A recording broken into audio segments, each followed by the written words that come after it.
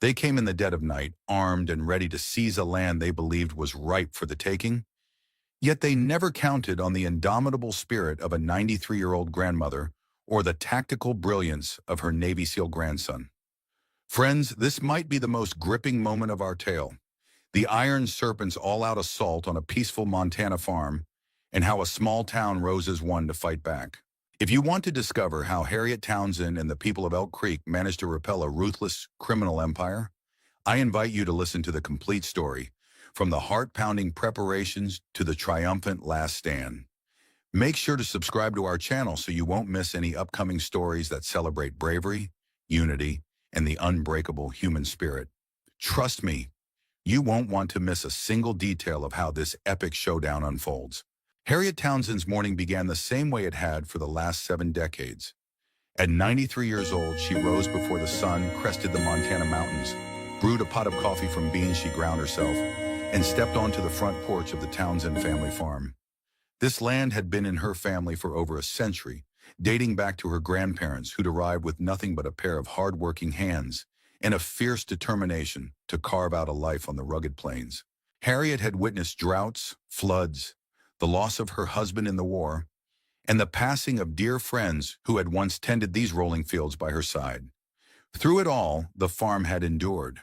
She had always believed it was a testament to the resilience and grit that lived in the heart of every Townsend. For much of Elk Creek's existence, it was the kind of small town where everyone knew who needed help before they asked, and folks still took pride in honest labor. As Harriet surveyed the horizon, she felt a pang of sorrow. In recent months, things had begun to change. New unfamiliar faces roamed the streets. Shiny black SUVs had been seen driving down roads once traveled only by dusty pickup trucks and the occasional tractor. Word traveled that the old Jenkins property on the west side of town had been sold to a developer who never seemed to show his face. People whispered about a gang, one calling itself the Iron Serpents, muscling in for unknown reasons, buying parcels of land, roughing up store owners, and stirring the dust of Elk Creek's quiet main street. Although Harriet never considered herself a fearful woman, those rumblings of trouble put her on edge. Not for her own sake, but for the memories enshrined within her family's weather-beaten farmhouse. She thought of the footprints of her late husband, who had lovingly reinforced the porch she stood upon, of the echoes of her daughter's laughter in the old barn, now used for storage, and of her beloved grandson, Dean, learning to walk on the living room's creaking floorboards. Dean's mother, Harriet's only child, had passed away all too soon, leaving Harriet to watch over her grandson's upbringing. Over time, Dean had grown into a determined young man, ultimately joining the Navy and distinguishing himself as a SEAL with numerous high-stakes missions under his belt. Yet Harriet had never been one to boast about her grandson's elite military past. So when the Iron Serpents initially approached her with an offer to buy the Townsend farm, Harriet doubted they knew she had family who could handle trouble in ways no everyday person could. She politely declined their proposition, explaining that this farm was her life's work, her identity even, and that her intention was to keep it in the family until she drew her last breath. That refusal was met with a suspiciously pleasant grin from the group's apparent spokesman. He had introduced himself simply as an interested party, but Harriet suspected that was far from the truth. What she didn't expect was how quickly the situation would escalate. The first time they came, it was with a handshake and a folder of papers that spelled out a generous offer. The second time, they wore dark scowls and made veiled suggestions that an older woman like Harriet shouldn't be living so far from town without help. The third time, they arrived in 3 black SUVs, unannounced and uninvited, wearing stern faces that betrayed their willingness to do far worse than simply talk business. Harriet had awakened early that morning, stepping onto her porch with her usual cup of black coffee. It was a chilly start to what would become a scorcher of a day. The ridges of the nearby peaks shimmered with the first rays of dawn, and the horizon glowed in pink and lavender hues. She inhaled deeply, the crisp air carrying the scent of pine needles and damp earth. As she placed the steaming mug on the worn wooden railing, she took note of a low rumble, the unmistakable sound of powerful engines. Minutes later, 3 pristine SUVs turned onto the dusty driveway leading up to her house. Their tinted windows reflected the ancient barn and the old orchard, which had once yielded hearty apples for pies her husband loved. The first vehicle halted a few yards from the porch, and a tall man in a well-tailored suit stepped out, flanked by two broad-shouldered men who carried themselves with more discipline than any typical small-town riffraff. Harriet's mind flashed to the day years ago when military recruiters had approached Dean. She recognized the same confident stance, the posture that suggested they'd seen real action and would not hesitate to do whatever was necessary to achieve their objective. This was no mere real estate negotiation team. "Mrs. Townsend?" The suited man's voice carried an affected warmth as he walked up to the porch steps. "A pleasure to finally make your acquaintance. My name is Darius Cole." Harriet peered at him evenly, nodding once. "I remember you from last week. You and your people offered to buy my land. I declined." Cole ascended a single step, his expensive shoes raising small clouds of dust. "Indeed you did. But we felt we should revisit the matter given the importance of this property." He motioned with a subtle flick of his wrist, prompting the two henchmen to fan out. One circled around the side of the barn, while the other fixed a watchful eye on the house's windows and doors. Harriet noted their precise movements. This was more than simple intimidation. This was a coordinated operation. "I won't be changing my mind," Harriet replied firmly. "And I'd appreciate it if you and your men would leave my property. I've been patient, but I'm finished with these visits." Cole offered what appeared to be a cultured smile. "Mrs. Townsend, let's be sensible. At your age, managing a large farm is no easy feat. Imagine having the money to retire comfortably, maybe move closer to town, or even out of state. Surely you'd enjoy a less strenuous lifestyle." Harriet felt her jaw tighten. "I've worked this land for the better part of my life, Mr. Cole. I've faced hailstorms, droughts, and heartbreak. This farm has outlasted all of it. When you say retire comfortably, you may as well be talking about burying my legacy in a pile of forgetfulness. I told you already, the Townsend farm is not for sale." Cole's thin veneer of civility showed its first crack. His men had completed their cursory inspection and stood not far behind him. "I'm not sure you understand the opportunity here," he said, his voice cooling. "Properties in this area are skyrocketing in value, and there are certain developments coming that will make the land worth even more in the near future." Harriet leaned forward, gripping the porch railing to steady herself. "Yes, I understand developments quite well, Mr. Cole. I also understand intimidation, and I recognize the kind of men you brought with you. This opportunity is one you can keep for yourself." "My answer," Darius Cole attempted one final smile, but it clashed with the flicker of menace in his eyes.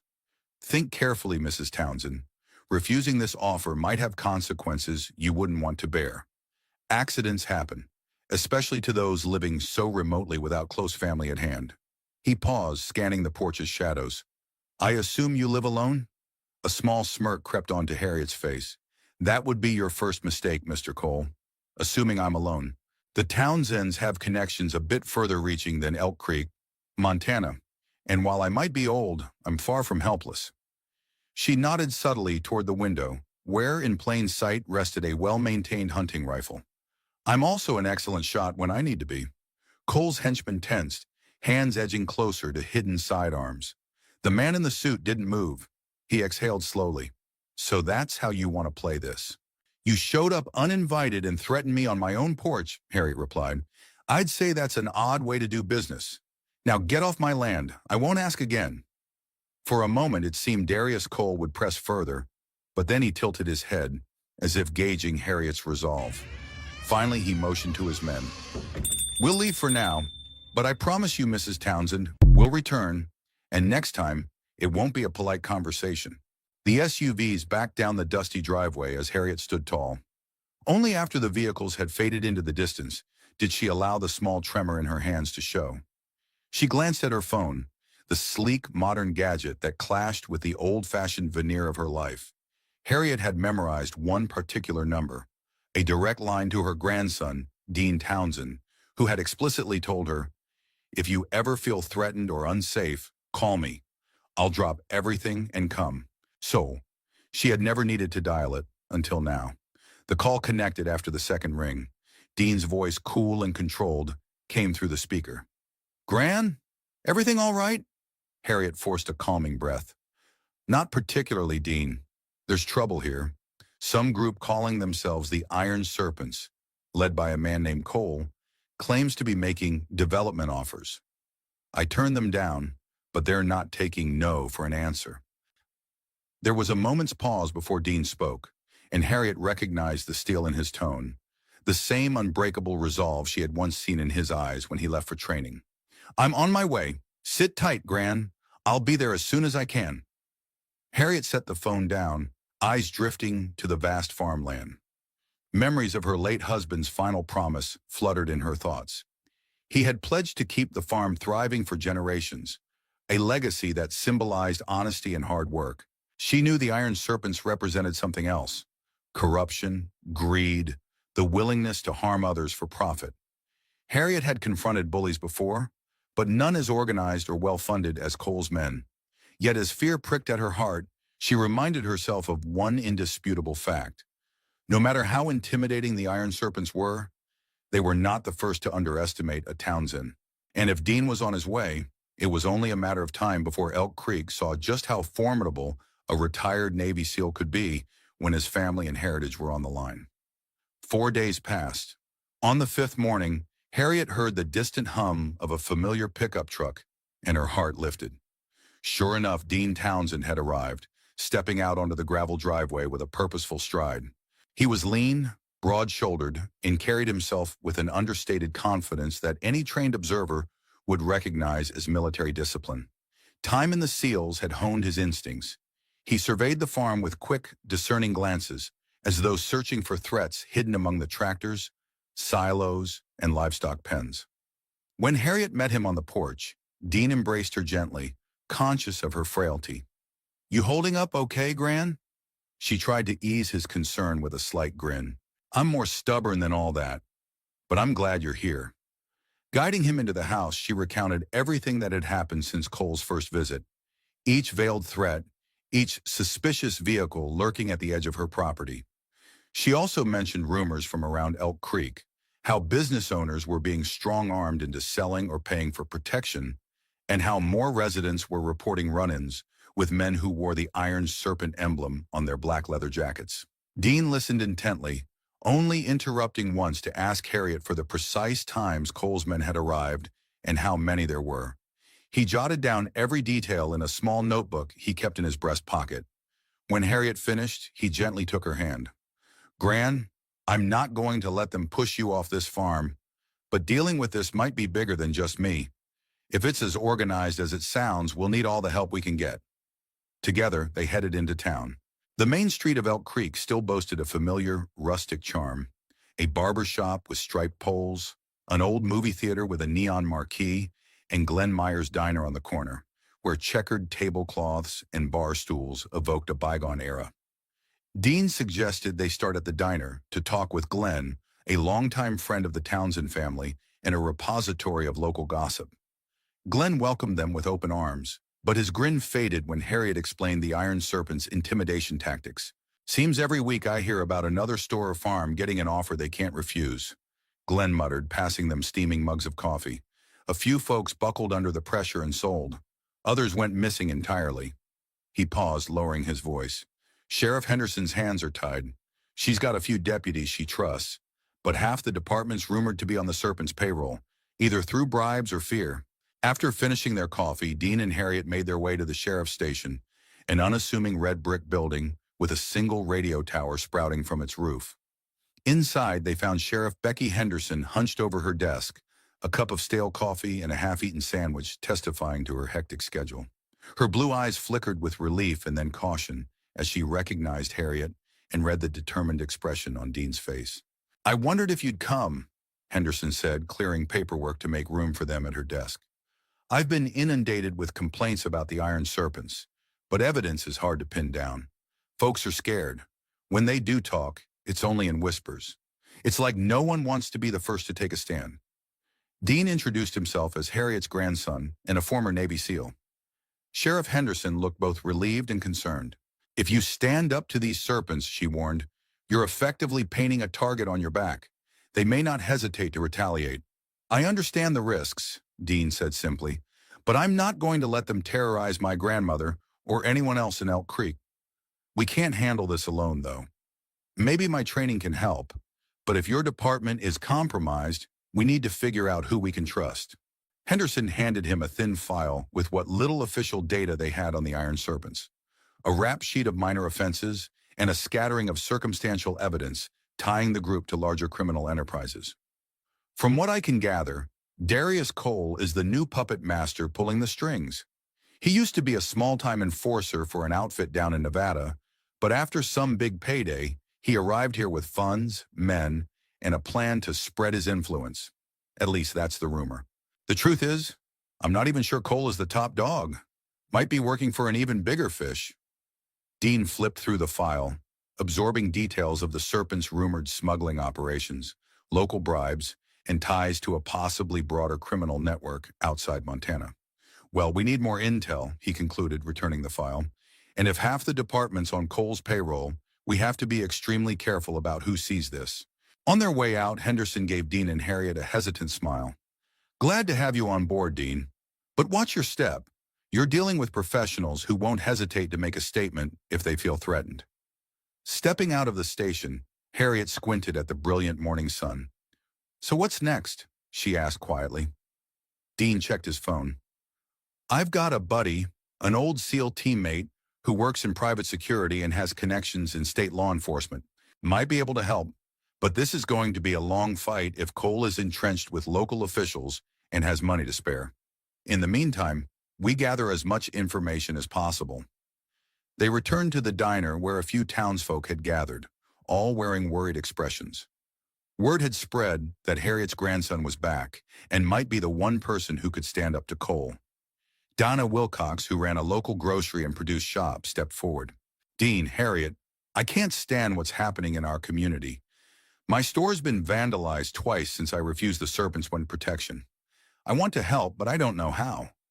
Another man, Ethan Coulson, who owned a small garage, raised his hand.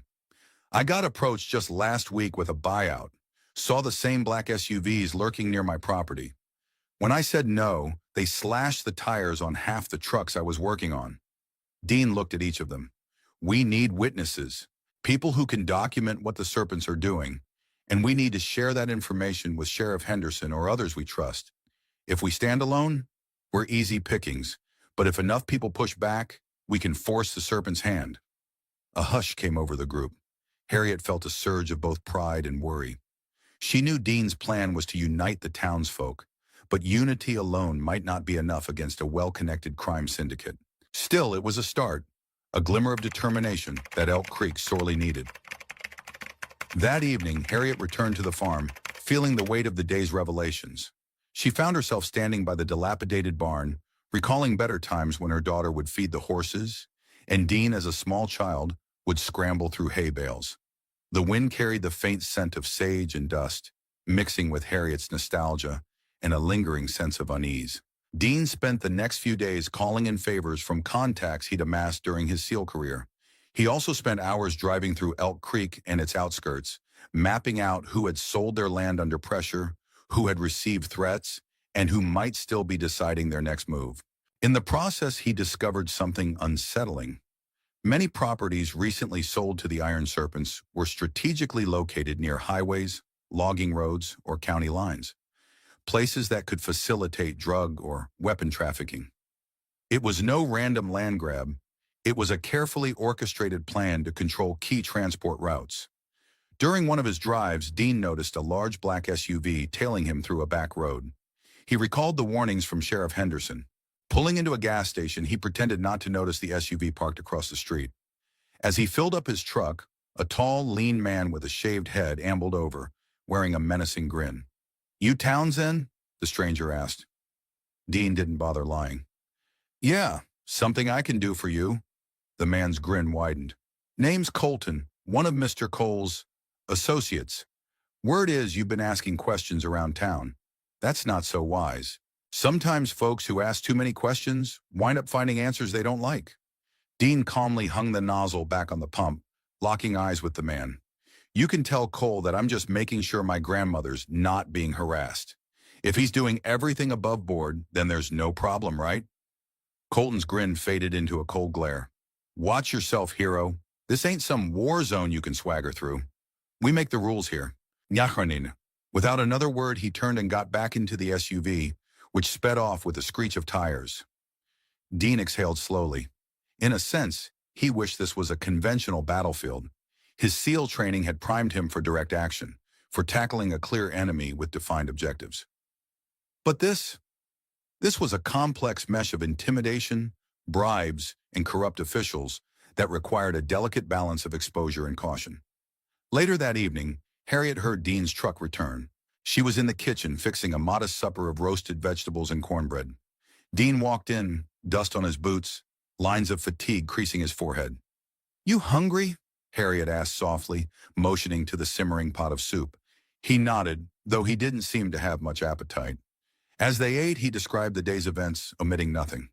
Harriet listened quietly until he finished. "Cole's men are escalating," she said at last.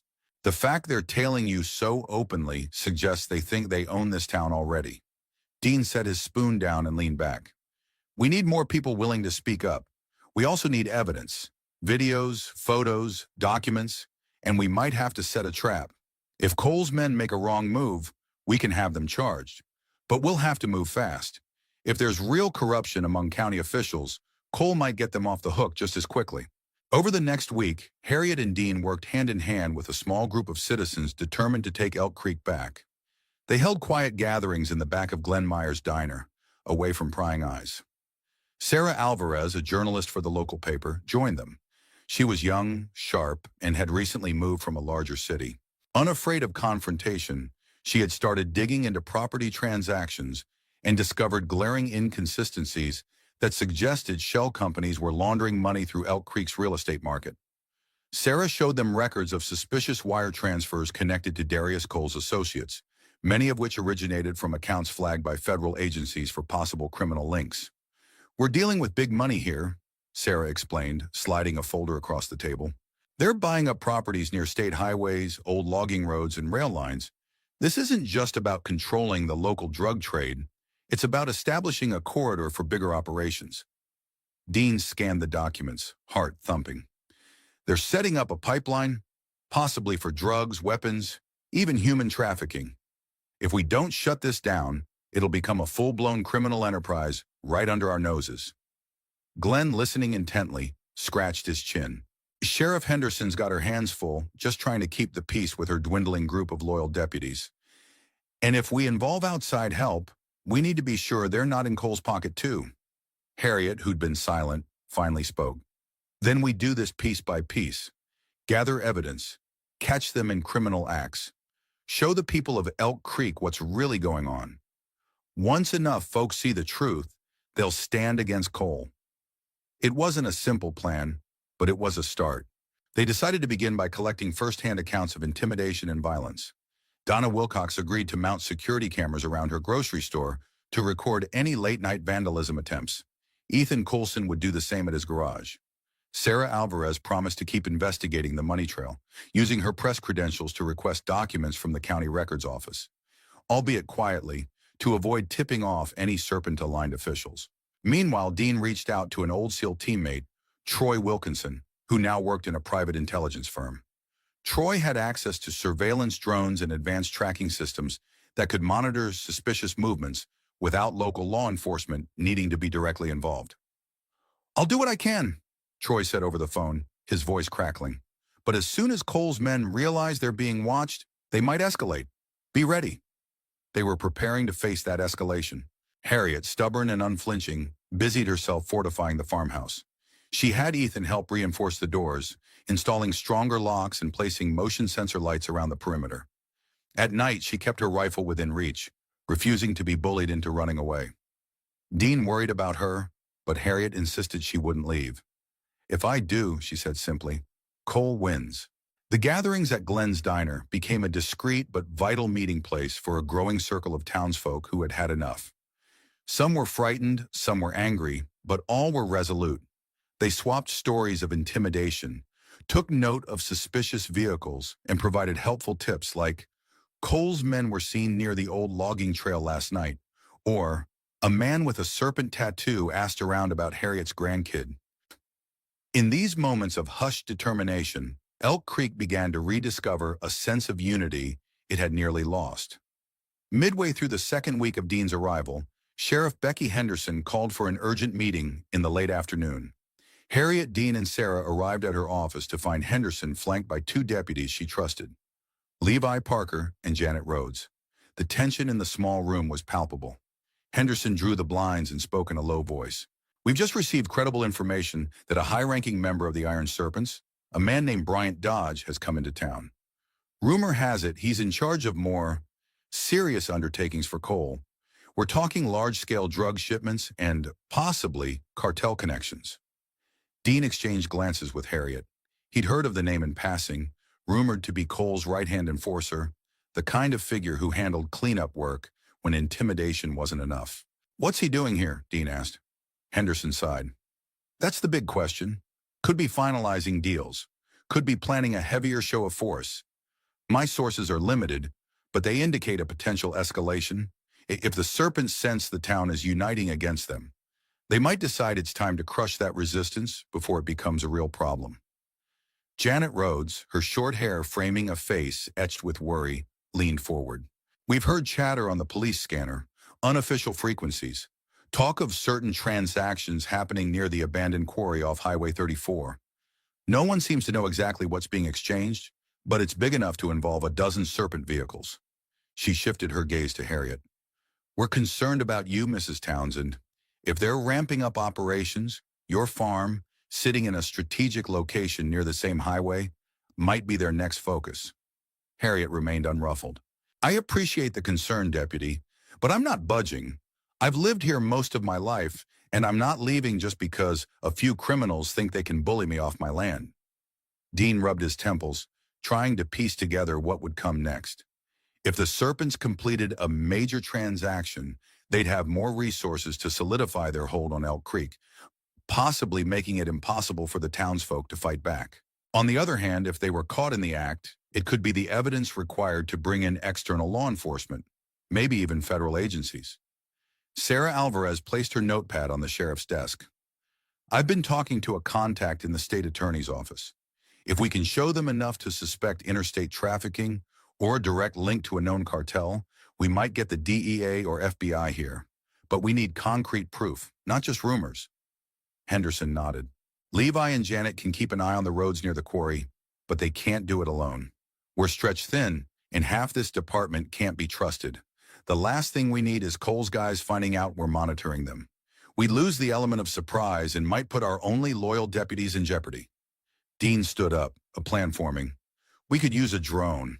I have a contact who might be able to get one up in the air without drawing too much attention. If we track the Serpents' vehicles going in and out, we'll have timestamps, license plates, maybe even video of them offloading contraband." Henderson's brow lifted. "That could work, but we have to do it soon.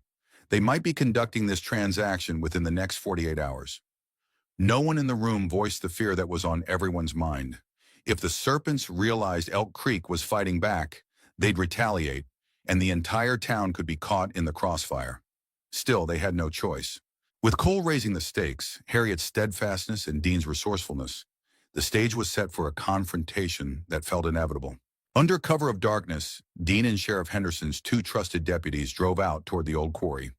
Harriet insisted on staying at the farm, ensuring that no one breached the property while Dean was away.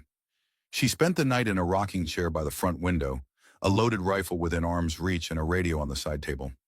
She could only imagine what her grandson was risking tonight, sneaking around to gather evidence that might finally expose the Iron Serpent's full operation. Meanwhile, Dean parked his truck about a mile away from the quarry, carefully dousing his headlights before turning onto a disused logging trail. The moon provided just enough illumination to navigate. Next to him, Levi Parker manned a night vision scope, scanning the tree line for any sign of roving sentinels. Behind them, Janet Rhodes kept in contact with Sheriff Henderson via a secure radio channel, whispering updates. They reached a small clearing and set up the drone. It was one of Troy Wilkinson's advanced models, equipped with thermal imaging and a high-resolution camera.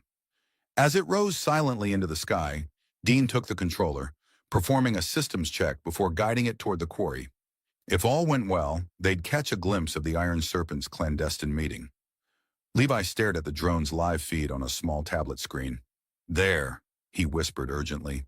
Red blobs of heat signatures indicated several vehicles gathered near what looked like stacked crates under large floodlights. Men in leather jackets and dark clothing milled about, while a trio of individuals in suits stood to one side. The group appeared heavily armed. A single mistake could trigger a bloodbath. Zooming in, Dean's jaw tightened as he spotted Darius Cole himself, standing next to a stocky man in a black suit. Likely Bryant Dodge. Even from this distance, the tension in the air was palpable. Dean maneuvered the drone closer, keeping it high enough to be out of earshot, but low enough for the camera to pick out faces and possibly the contents of the crates. Even though adrenaline coursed through him, he forced himself to keep a steady hand on the controls. One slip, and the drone could crash or be spotted by vigilant guards below. From what Dean could make out, the crates seemed to contain weapons, rifles and perhaps even heavier ordnance. Several men systematically inspected them under the quarry's floodlights. Others opened duffel bags. A glint of metal indicated stacks of currency or possibly smaller arms. Dean swallowed hard. If this was indeed a major arms deal or a large-scale narcotics exchange, it confirmed the worst-case scenario. Janet's anxious whisper came over the earpiece. Sheriff Henderson says to pull back if there's any sign they've spotted us. Dean nodded, keeping his eyes locked on the screen. We're good for now, he murmured. Let's get enough footage to make it undeniable. Then we retreat. Carefully, Dean panned the drone's camera across the quarry, capturing every vehicle license plate he could. A few minutes later, a second convoy arrived, a trio of SUVs that looked conspicuously like the ones Harriet had described. Men jumped out, greeting Cole and Dodge before checking the crates themselves. Money changed hands, stuffed into metal cases. Levi recorded everything, breath quickening in anticipation. All right, Dean said finally. We've got enough. Let's get out before they set up perimeter checks. Easing the drone back toward the clearing, Dean exhaled with relief. The first step of their plan had succeeded. They now had video evidence linking the Iron Serpents to serious criminal activity. But as he gently landed the drone, Dean knew the hardest part was still ahead. Once Cole realized they had any proof, he wouldn't hesitate to unleash everything he had on Elk Creek. And Harriet was at the top of his enemies list. By the time Dean and the deputies returned to town, dawn was breaking, painting the Montana sky in bands of pink and orange. They carefully transferred the drone footage onto multiple secure drives. Sheriff Henderson, having watched snippets of it via live feed, met them in a secure back room at the station. The atmosphere was tense with anticipation and an underlying current of apprehension. This is bigger than even I suspected, Henderson said grimly after reviewing the footage. We're looking at illegal arms, possibly drugs.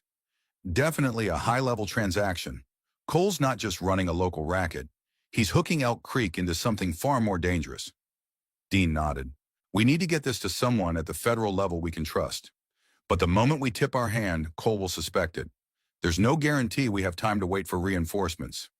Sarah Alvarez, who had been called in as well, arrived with dark circles under her eyes, the result of long nights poring over financial records. She quickly analyzed the newly obtained data and cross-referenced license plates and faces. Some of these men aren't even Iron Serpents. They have ties to an international cartel suspected of moving narcotics through multiple states. Others are flagged in federal databases for weapons trafficking. If Elk Creek becomes a safe haven, it'll be impossible to drive them out without a major operation. Sheriff Henderson drummed her fingers on the table. We'll have to make a choice. Either go public with this footage immediately, rallying the entire town and forcing the feds to come in, or try to pick off Cole's operation quietly and give time for an outside agency to build a larger case. Dean glanced at the clock. He needed to check on Harriet. She was alone at the farm, and if Cole or any Serpent goons decided to make a move, she'd be their first target. Whatever we decide, he said, rising from his chair, we need to make sure we protect the people who helped gather this evidence, and my grandmother's at the top of that list. Driving toward the farm, the early morning light illuminated the farmland Harriet had so diligently preserved. Dean thought of all the times he'd spent summers here, learning how to fish in the creek and how to mend fences. The idea that criminals like Cole wanted to seize this land for their illicit empire fueled a cold anger in him. When he pulled up, Harriet was on the porch, sipping her coffee. A small smile of relief touched her lips when she saw Dean emerge from the truck. "You were out all night?" she asked. "Everything go okay?" Dean nodded, stepping up onto the porch. "We got some incriminating footage, enough to bring in federal attention. But that means the serpents might retaliate soon." Harriet set her mug down. "Then we'll be ready." The conviction in her voice reminded Dean of how she'd stood firm against so many trials in her life. He also knew that Harriet's unwavering resolve masked the toll this battle was taking on her spirit. Still, if there was one certainty in all this, it was Harriet Townsend's refusal to break. An hour later, as the sun climbed higher, Dean received a message from Troy Wilkinson. "Your drone op caught someone's attention. I'm intercepting chatter that outsiders are asking about new surveillance in your area. Watch your six." Dean showed Harriet the text. Her eyes narrowed and she stood up a bit straighter. "This farm has weathered storms, wars, and heartbreak," she said. "We'll weather this too. Let them come." Just then, two vehicles sped past the farm, leaving a plume of dust behind. Dean recognized one as the same black SUV that had tailed him at the gas station. The tension he felt at that moment was the clearest sign yet that the Iron Serpents were gearing up for their next move. A move that would plunge Elk Creek into the most dangerous conflict it had ever seen. And at the epicenter of it all stood a determined grandmother, her Navy SEAL grandson, and a community on the brink of awakening to its own strength. The day after Dean and Sheriff Henderson's team secured the incriminating drone footage, Elk Creek awoke under a veil of uneasy calm. Though the streets looked the same, lined by the old general store, the barber shop, and Glenn Meyer's diner, there was a distinct undercurrent of tension in the air. Many residents had heard whispered rumors that a massive criminal operation was unfolding under their noses. Local farmers driving into town for supplies exchanged worried glances and hushed updates.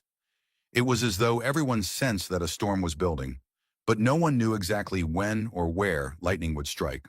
Inside the diner, Glenn was serving coffee to a circle of bleary-eyed patrons who had spent the last few nights on edge. Harriet Townsend sat at her usual corner table, her posture upright despite the weight of it all. Dean joined her, fresh from a clandestine meeting at the sheriff's station where they reviewed more details about the arms deal captured on video. Sarah Alvarez was there too, tapping away at her laptop while simultaneously listening to the concerns of people who approached her. She wore a pair of headphones around her neck, ready to record any new leads. Over the diner's speakers, a radio played softly, but the music did little to dispel the collective unease.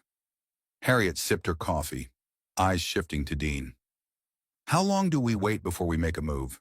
she asked quietly, her voice tinged with impatience. "They're threatening our home and our friends. Every extra day gives Cole and Dodge more time to strengthen their hold." Dean inhaled, then exhaled slowly. "We're contacting federal agents through channels we trust, but it's a balancing act. If we push too hard, we lose the element of surprise. If we wait too long, we risk more violence. My friend Troy says he's sending a couple of associates to help us discreetly gather more intel, but they won't be here for another day or two," Sarah interjected, closing her laptop. "In the meantime, I'm finishing an expose that details the Iron Serpent's intimidation tactics, along with the videos we have. Even if we don't have an official stamp from the feds yet, I can at least break the story wide open. Public pressure might accelerate federal intervention." Glenn, who had been wiping down the countertop, came over. "You sure that won't make you a target? Once Cole finds out who published that report, he might come after you directly, Sarah." She didn't flinch. "I'm prepared, though I'd feel safer if I had someone watching my back. Any volunteers?" She glanced meaningfully at Dean. "Count me in," he said without hesitation. "Besides, with Harriet out at the farm, I'll be commuting back and forth a lot anyway. Might as well check in on you regularly, too." A hush fell over them as the diner door opened. A man in a black suit, one of Bryant Dodge's known associates, stepped inside, scanned the room, and paused when he spotted Harriet and Dean. He didn't approach, but the chilling look he gave them before leaving spoke volumes. The message was clear. "We're watching you, and we know you're watching us." In that moment, Harriet felt that the uneasy peace of Elk Creek was balanced on a razor's edge, ready to tip into chaos at the slightest provocation. Late that afternoon, Harriet decided it was time to check on a nearby neighbor, an elderly rancher named Florence Bauer, who had also been receiving threats. Dean offered to drive her, but Harriet insisted on taking her own truck. It was a matter of principle to continue living her life without fear.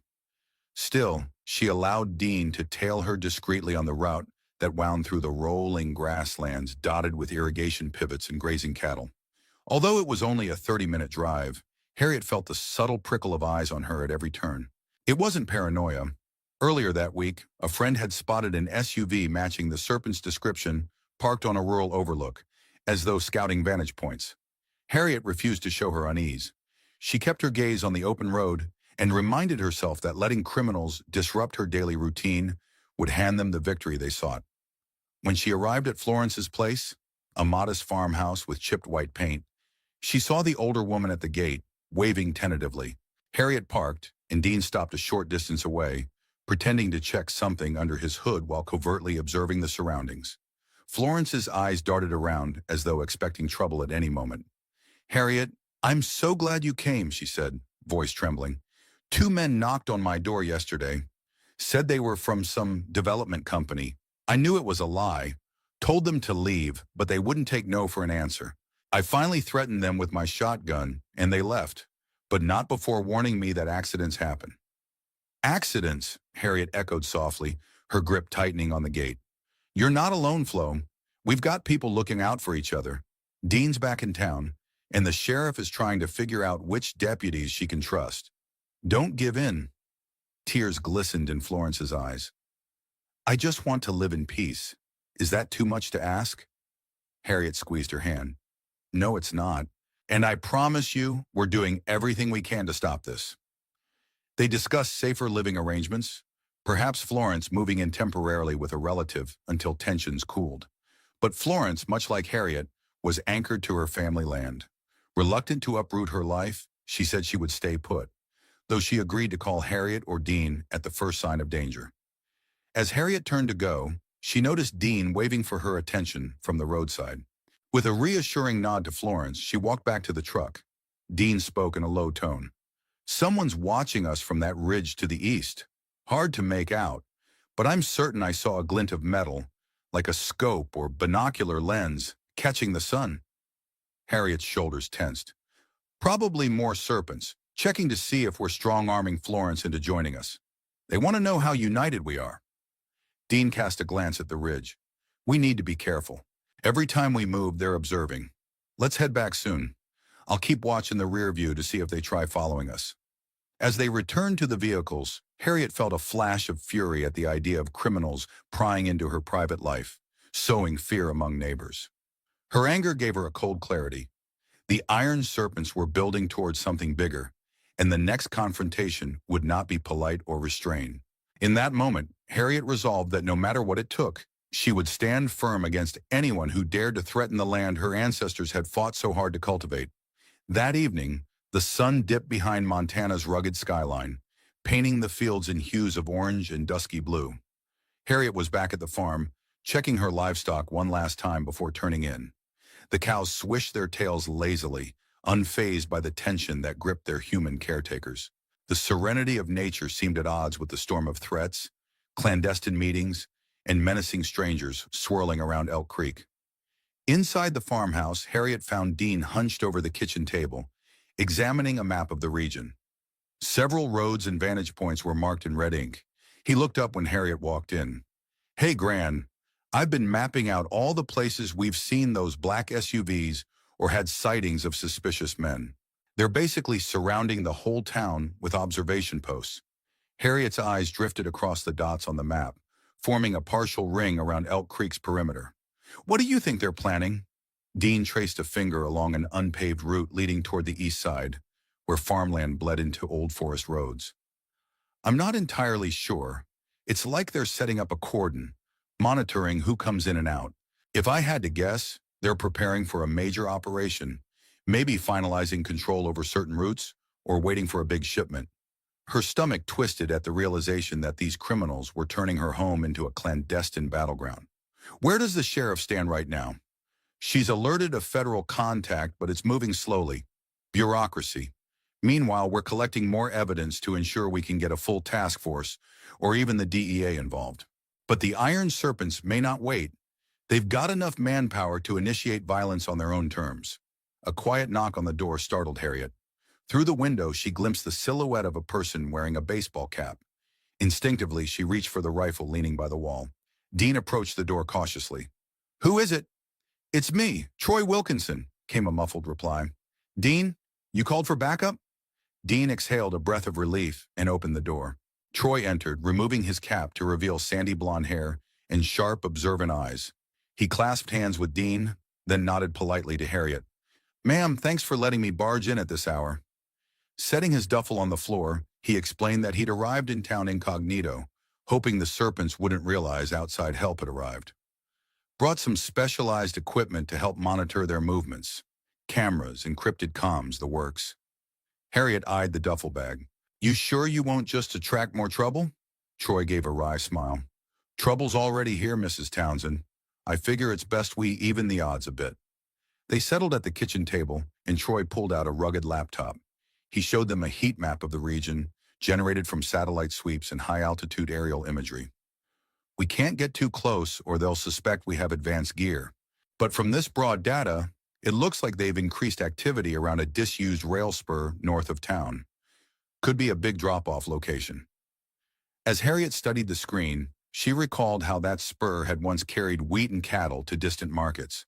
It angered her that criminals would repurpose a piece of Elk Creek's agricultural heritage for smuggling weapons or drugs. "So what's our next step?" she asked, voice low. Dean and Troy exchanged glances. "We set traps," Dean said.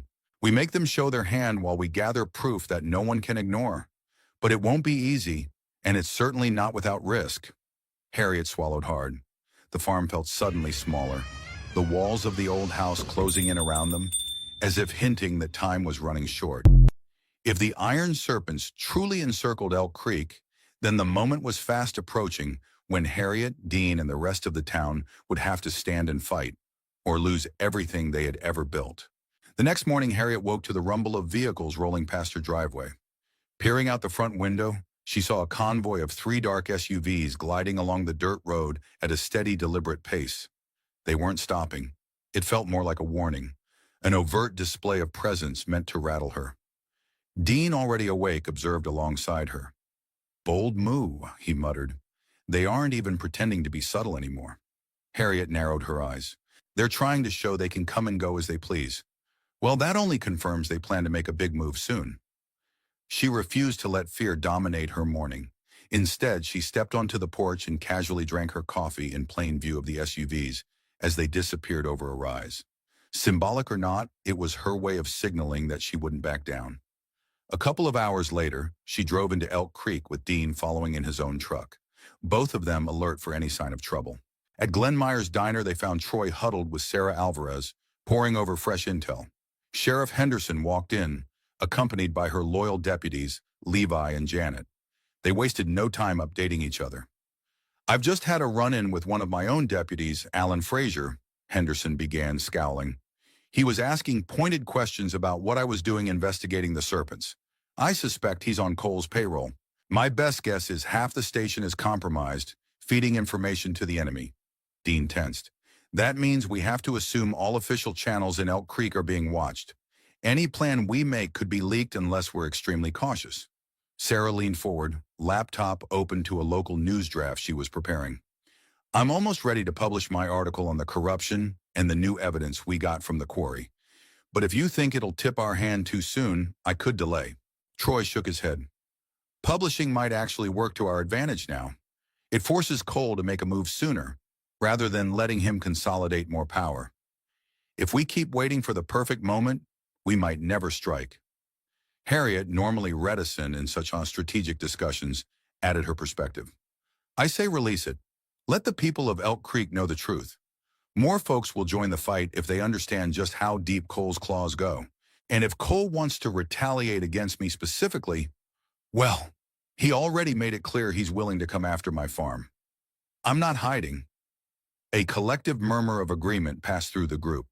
The risk was great, but the payoff could be the surge of public outrage they desperately needed.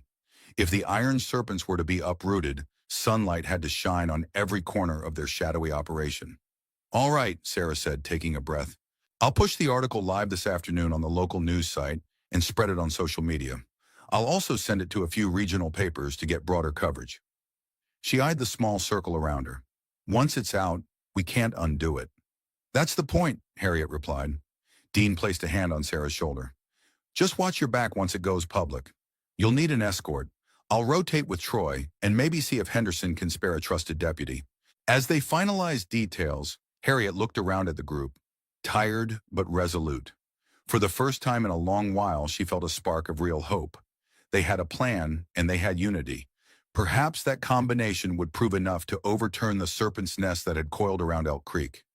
Perhaps at last the tide was about to turn. Word spread quickly once Sarah's article went live that afternoon. Within hours, Elk Creek residents were sharing the story on social media, printing it out for neighbors who lacked internet access, and discussing it in every corner of the town. The revelations were damning.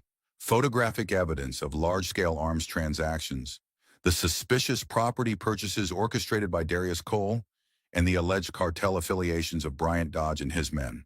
Sarah had even included statements from anonymous business owners who confessed they'd been paying protection fees to avoid vandalism or worse.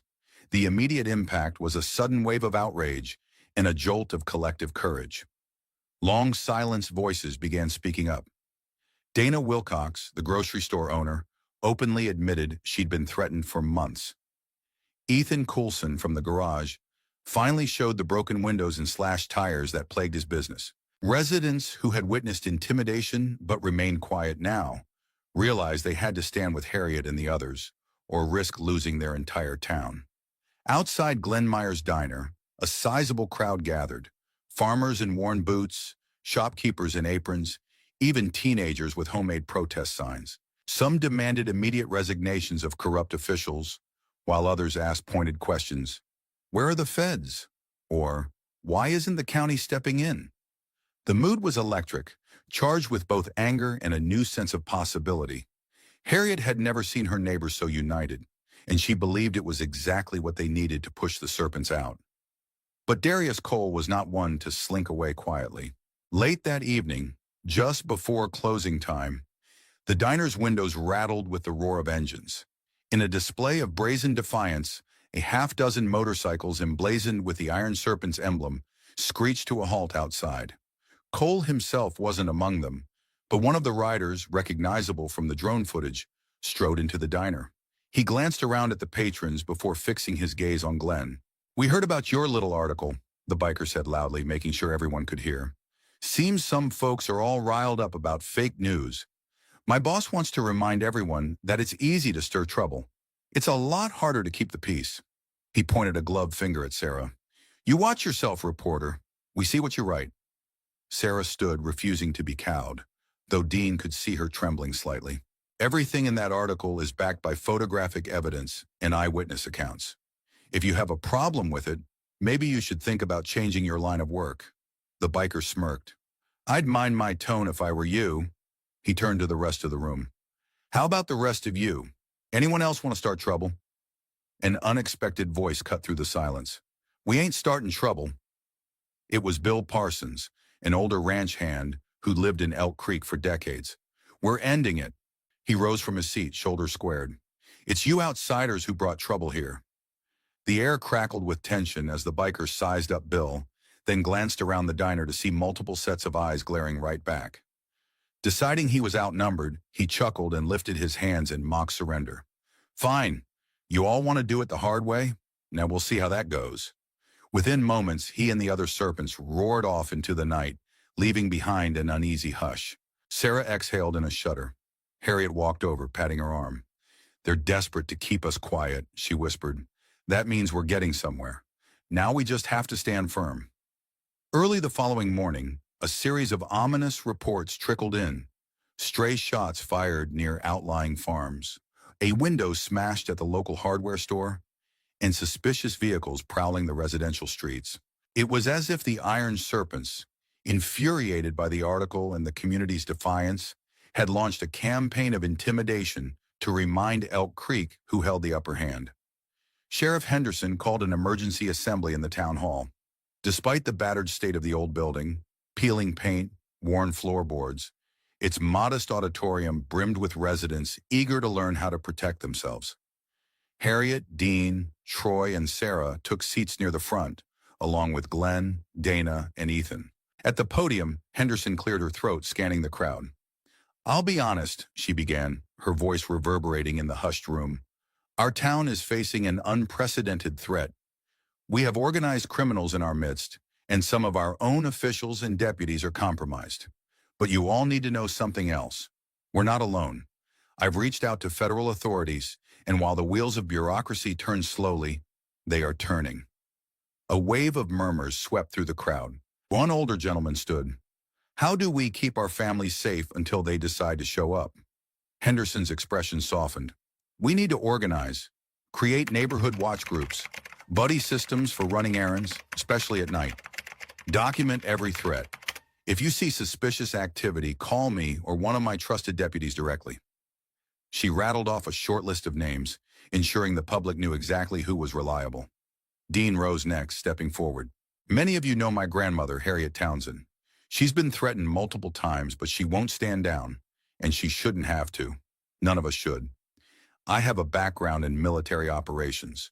I can help with basic security measures, how to fortify doors, set up inexpensive motion sensors, that kind of thing.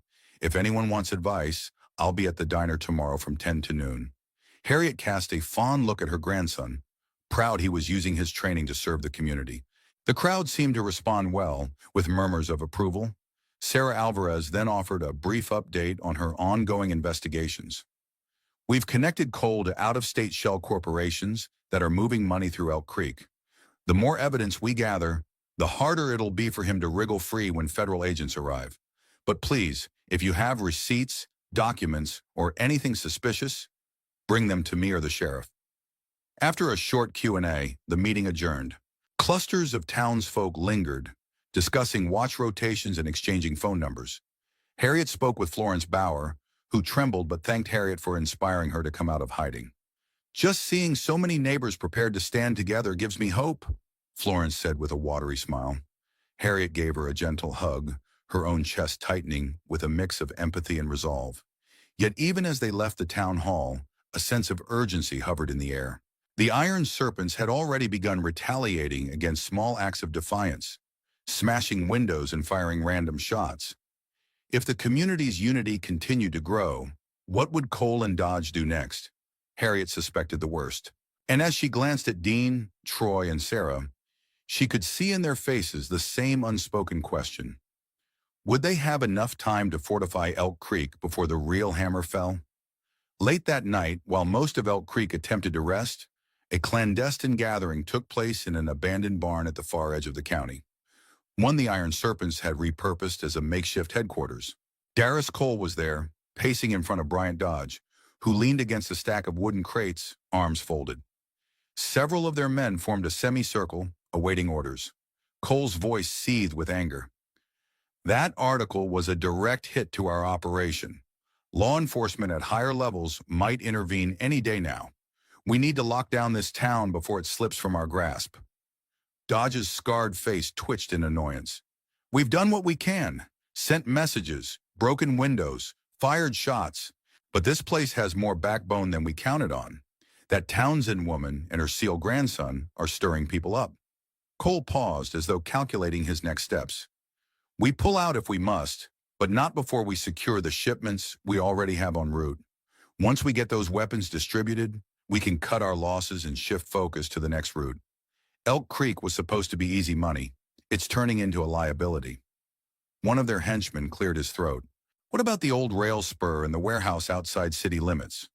We've got cargo scheduled to arrive by the end of the week. If the sheriff or the feds interfere, we risk losing that entire supply." Cole shot him a withering look. "That's exactly why we need to act quickly and decisively. I want that supply in our hands before the Townsend crew can rally the entire town against us." Dodge nodded. "We can send out a bigger show of force, coordinate hits on specific targets. If we silence Harriet Townsend, maybe others fall in line, and we can pin down the sheriff's department simultaneously." For a moment, a tense hush filled the barn. Even Cole seemed to hesitate, as though realizing the severity of what Dodge was proposing. Organized raids, targeted violence. This was a final escalation, one that might put everyone in Elk Creek at risk of widespread bloodshed. But time was running out for Cole's operation. He had no illusions about Elk Creek's growing resolve. "Do it," Cole said at last, voice low. "Make the example brutal enough to scare them into submission. We'll coordinate with the men who are still on our payroll in the sheriff's office to create a distraction. If Harriet Townsend is their symbol of defiance, then removing her might break their will."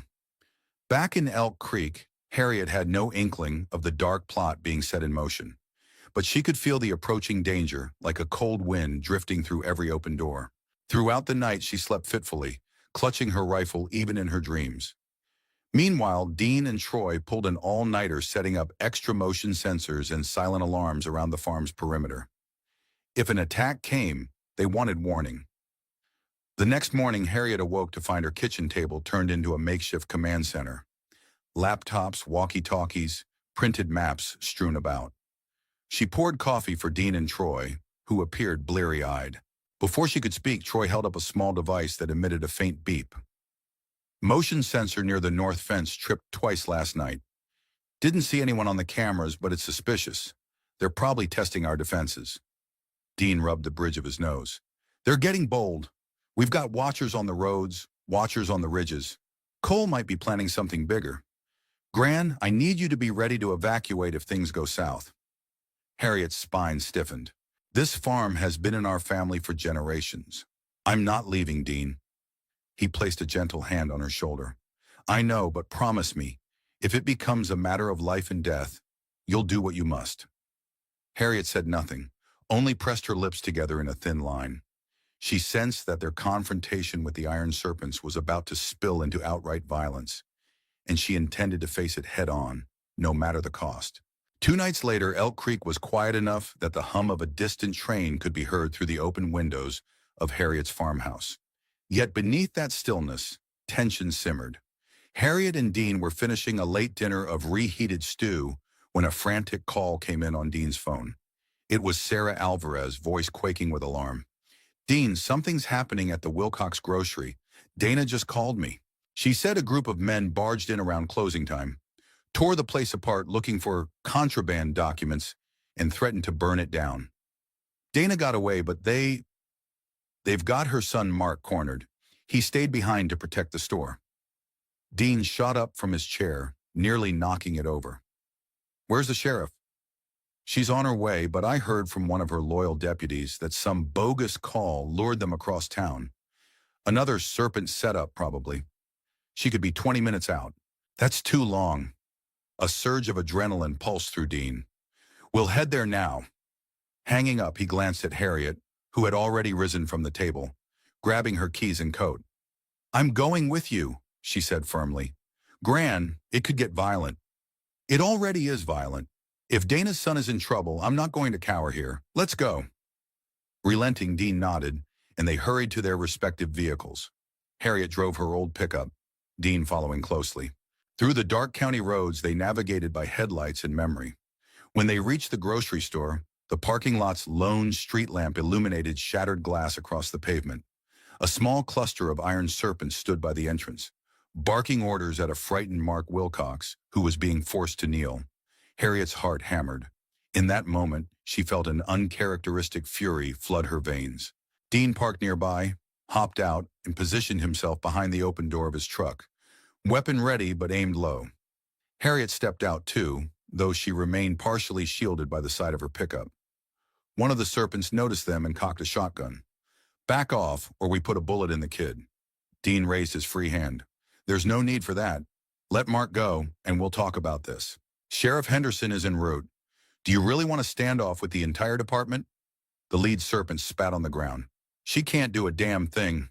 Half of them are paid off anyway. You Townsend's boy, right? The SEAL?" Dean gave a curt nod, scanning the surroundings for any advantage. Mark's terrified gaze flicked between Harriet, Dean, and his captors. The men arrayed around him looked jittery, as though they might open fire at the smallest provocation. Harriet felt her pulse throb in her temples. She was far from a helpless bystander. She was armed, and she knew how to shoot. Yet there was no clean shot without risking Mark's life. Suddenly, headlights swept across the lot, momentarily blinding everyone. Troy Wilkinson's SUV barreled in, screeching to a stop. He and Janet Rhodes, one of Henderson's honest deputies, jumped out, weapons drawn. Confusion rippled through the Serpents. Dean seized the moment to shout, "Mark, get down!" The young man dropped flat as Harriet, Dean, Troy, and Janet opened a volley of suppressing fire over the Serpents' heads. Panicked, the Serpents scattered behind vehicles or dove for cover, some returning wild shots that pinged off steel and concrete. Everything became a blur of muzzle flashes and shouted commands. Harriet's hands remained steady on her rifle, her eye keen on preventing any Serpent from flanking Dean or Troy.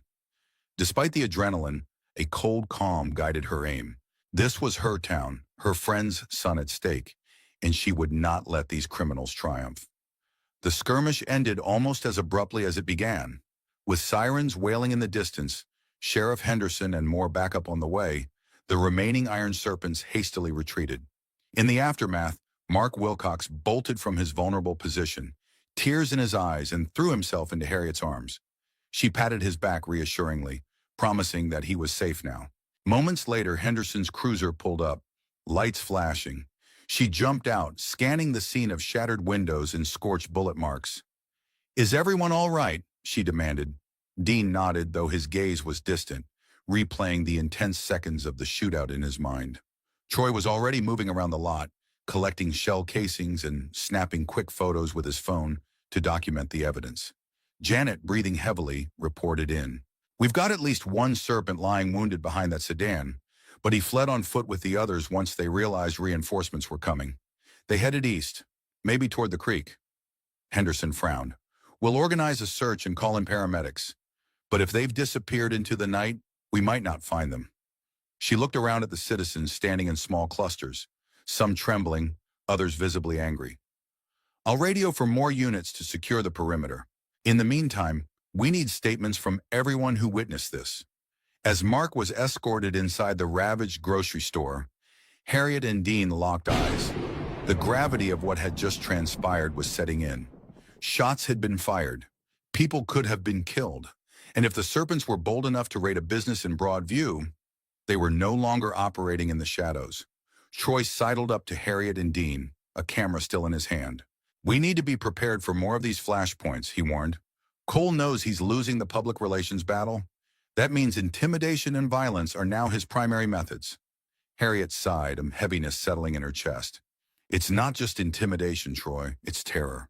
They want to break our spirit." Dean's phone buzzed with an incoming call. He stepped aside to answer it, returning a moment later with a grim expression. That was Sarah. She just got word from a contact that Cole's men might be planning a coordinated strike. If this grocery store incident was just a taste, they could be targeting multiple businesses and homes simultaneously. Their goal is to flood the sheriff's limited resources so they can complete whatever major deal they have in the works. Henderson, overhearing, shot Dean a worried look. "That's a classic tactic. They'll keep us chasing small fires while the real inferno burns elsewhere, like that rail spur or secret warehouse." Harriet thought of her own farm, her property lines unprotected except for the few measures she'd taken. The notion that a squad of armed criminals could appear at her doorstep at any moment was terrifying. Yet she refused to let that fear dictate her actions. "We need a coordinated defense," she said firmly. "Neighborhood watches won't be enough if they hit in large numbers." Dean nodded. "Agreed. Let's gather as many volunteers as we can. Former military, hunters, folks comfortable with firearms, and station them in strategic spots around town. We'll keep a rotating patrol. If the Serpents try to break us, we'll be ready." Janet added, "I'll pass that along to the sheriff's loyal deputies. We'll set up a system to respond quickly no matter where they strike." In the distance, paramedics and additional police units arrived, their lights illuminating the broken glass and bullet-scarred vehicles. The night sky loomed vast and star-flecked above, as if indifferent to the human conflict below. Harriet felt her age in that moment, the weight of battles fought and the fear of battles yet to come. Even so, a spark of steely resolve flared within her. The Serpents had threatened one of Elk Creek's own tonight, but they would soon learn that threatening Harriet Townsend's community came with a steep price. Dawn arrived with an unsettling calm. Most of Elk Creek's citizens had slept little, choosing instead to fortify their homes, check on neighbors, or keep watch for any sign of roaming iron serpents. At the Townsend farm, Harriet and Dean were up early, conferring with Troy about the next steps. Over a hurried breakfast, they discussed local volunteers who had stepped forward, a handful of retired veterans, some avid hunters, and even younger citizens who felt a duty to protect their town. "We'll post them in shifts around key areas," Troy explained, pointing to a map spread across Harriet's kitchen table. "Main Street, the rail spur, and the road leading to the old warehouse on the east side. Sheriff Henderson will back us up with what deputies she trusts." He looked at Dean. "We're still short on manpower. Got any more buddies who can help?" Dean shook his head. "I've called everyone I can. The ones who are close enough to drive out might still be days away. We don't have that kind of time." Harriet watched them quietly, her gaze flicking to the old family photographs on the wall. A sense of history pressed down on her, reminding her that the farm had withstood countless challenges, economic downturns, personal tragedies, even wars. Now it faced a very different threat, but one no less dangerous. She tightened her grip on a coffee mug, feeling the warmth seep into her palms. The radio on the table crackled. Janet's voice came through.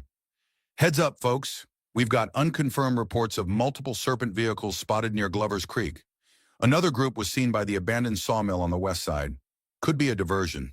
Stay alert." Exchanging glances, Harriet, Dean, and Troy grabbed their gear and headed outside. The plan was for Harriet to remain at the farm with a couple of local volunteers, armed and ready, while Dean and Troy joined the rotating patrol. It wasn't an ideal arrangement, but Harriet's physical well-being limited how much she could do on foot for extended hours. Before he climbed into his truck, Dean paused by Harriet. "Gran, if you see anything, you call me right away. Lock the doors, keep the radio on, and if you have to use that rifle, you do it without hesitation." She nodded, the lines around her eyes deepening. "Don't you worry about me. I still remember everything your grandfather taught me about shooting, and I'll be damned if any serpent lays a finger on this place."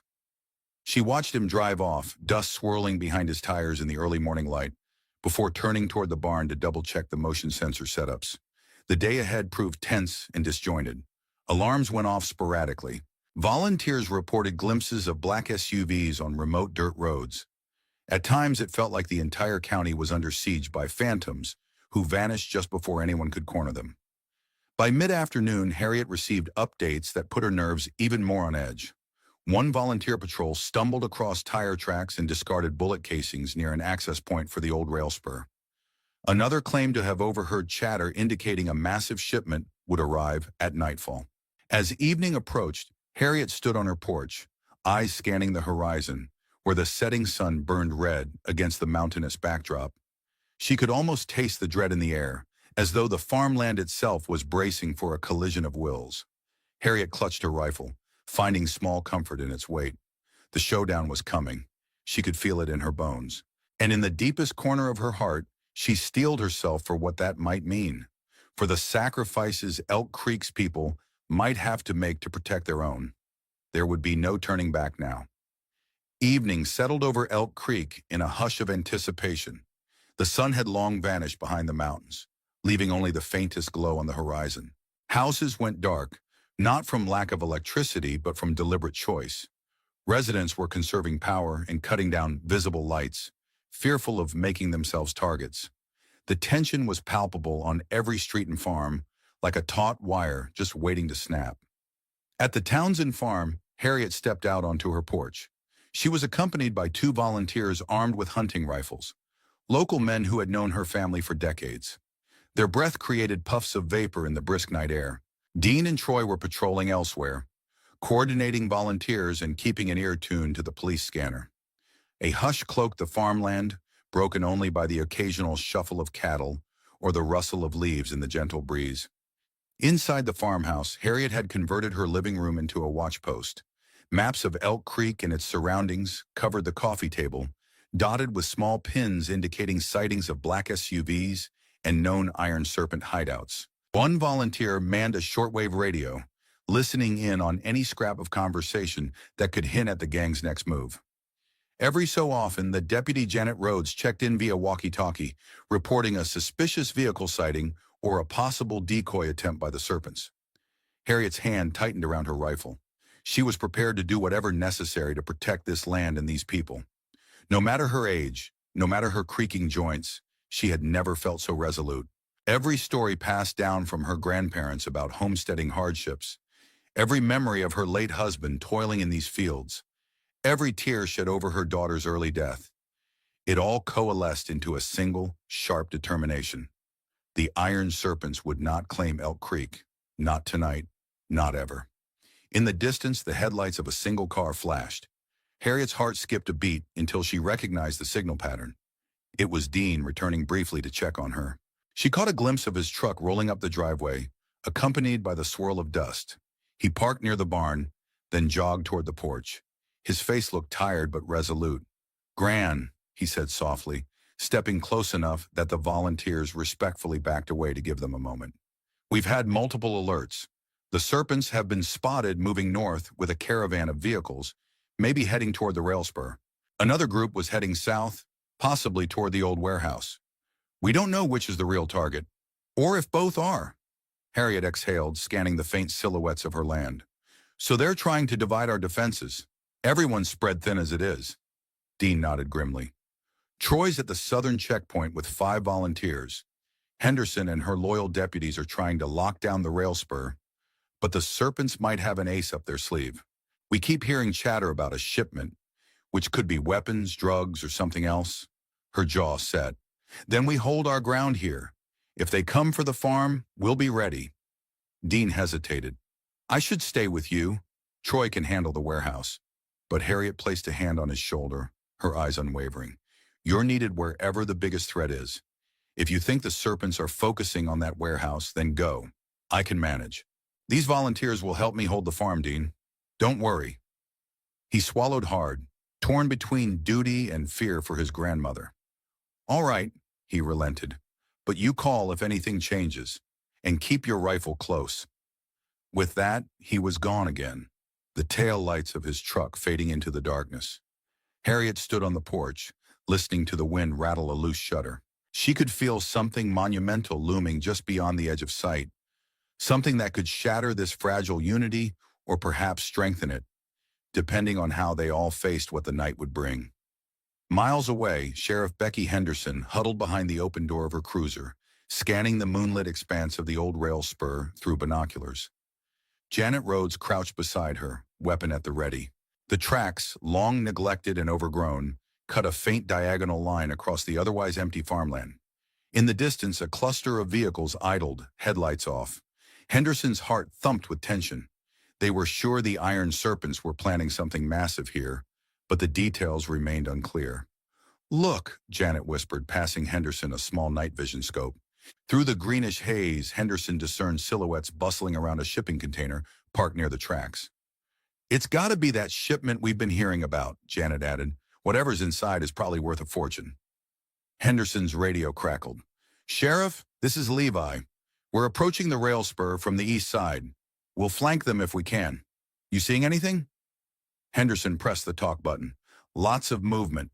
At least a dozen men, possibly more inside the vehicles. Stand by." No sooner had she spoken than a volley of gunshots shattered the stillness. Muzzle flashes erupted along the rail line, bright bursts of orange. Henderson and Janet ducked behind the cruiser. A bullet whizzed overhead, striking the car's roof with a metallic ping. Over the radio, Levi's voice barked in alarm. "They spotted us! Taking fire!" Chaos descended on the scene. Sheriff Henderson tapped her shoulder mic, urging her scattered deputies to maintain cover and return fire if necessary. Her stomach clenched. She had no illusions about matching the serpent's firepower, but they had no choice. If the shipment here contained heavy weapons, letting it pass into Cole's network would be catastrophic for Elk Creek and beyond. A cry of pain rose from somewhere in the darkness, then more gunshots. Henderson peered around the edge of the cruiser to see a serpent crouched behind a log, reloading an assault rifle. Glancing at Janet, she signaled with hand motions. Janet nodded and silently maneuvered to the side, seeking a clearer line of fire. Henderson steadied her breathing and began laying down suppressive shots, forcing the serpent to keep his head down. Sparks flew as bullets struck rusted tracks, sending up showers of spall. The entire rail spur flickered with muzzle flashes. Henderson prayed her loyal deputies could hold their positions. If the Serpents had reinforcements, they'd be outnumbered and outgunned in minutes. She tried to raise Dean or Troy on the radio, but static garbled the signal. The last thing she needed was technical failure in the midst of a firefight. Over the dissonance of gunfire, headlights suddenly glared to life near the shipping container. An engine revved, and Henderson spotted a large truck pulling forward, hooking a chain onto the container. "They're trying to haul it out," she exclaimed. Another wave of bullets raked the area around them, forcing Henderson and Janet to duck once more. Janet panted, adrenaline surging. "We can't let them leave with that cargo. If they do, we'll lose whatever chance we had at stopping this operation. We need backup, or we need to disable that truck," Henderson muttered. She scanned the ground, spotting a spike strip in the back of the cruiser. Standard gear for police chases. It was a desperate long shot. "I'll cover you," Janet yelled, swinging around to pepper the Serpent's position with gunfire. Summoning her courage, Henderson grabbed the strip and dashed across the open ground, heart hammering. Rounds snapped past, one burying itself in the dirt near her feet. She slid the strip onto the path in front of the truck's tires, then rolled into cover behind a sagging pile of railroad ties. It was wild, reckless, but it was all they had. From this vantage, Henderson could see the grim expression on a Serpent driver's face as he gunned the engine. She braced for an explosion of action, uncertain if the spike strip would be enough. In that moment, she understood the stakes fully. If the Serpents succeeded here, no corner of Elk Creek would remain safe. This was the front line of a small war that could reshape the entire town, or destroy it outright. While Henderson's team fought at the rail spur, Dean and Troy were racing toward the old warehouse on the south side of Elk Creek. Their headlights cut through the darkness as they navigated rugged back roads lined by tall grass and knotted trees. The radio chatter between them and the sheriff's office was intermittent, laced with bursts of gunfire and hasty commands. Dean's jaw tightened every time the connection dipped into static, leaving him guessing at what might be unfolding elsewhere. Troy was driving a separate vehicle just behind Dean's truck. Through his comm, he relayed what limited information he had. "I caught a snippet from Henderson. Heavy firefight at the rail line. Sounds like half the Serpents are there, but that means the other half could be here." Dean gripped the wheel.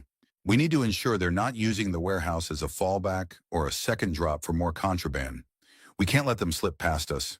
His mind was with Harriet, too. He'd texted her a quick status update, urging her to lock all doors and windows. She'd simply replied, "I'm safe. Focus on what you need to do." Although her outward calm steadied him, worry still gnawed at his gut. Tonight could well be the most dangerous in Elk Creek's recent history. At last, they spotted the looming silhouette of the warehouse, a dilapidated structure once used to store grains. Now it stood silent, a hulking mass under the moonlight. But in its surrounding yard, they saw a handful of vehicles parked haphazardly, silhouettes moving among them. Dean slid to a halt behind an old tractor trailer for cover. Troy parked a short distance away, then jogged over to Dean's position, rifle in hand. A moment later, they heard shouts from within the building, followed by a sharp cry. The door to the warehouse burst open, and two figures stumbled out, one in a Serpent jacket, the other a local volunteer who had arrived to stand guard. Both wrestled for control of a shotgun, staggering across uneven ground. Before Dean could intervene, the volunteer managed to fling the weapon aside and punch the Serpent square in the jaw. Another Serpent dashed from the shadows, brandishing a handgun at the volunteer's back. Dean didn't hesitate. He raised his rifle and fired a precise shot that knocked the weapon from the Serpent's grasp.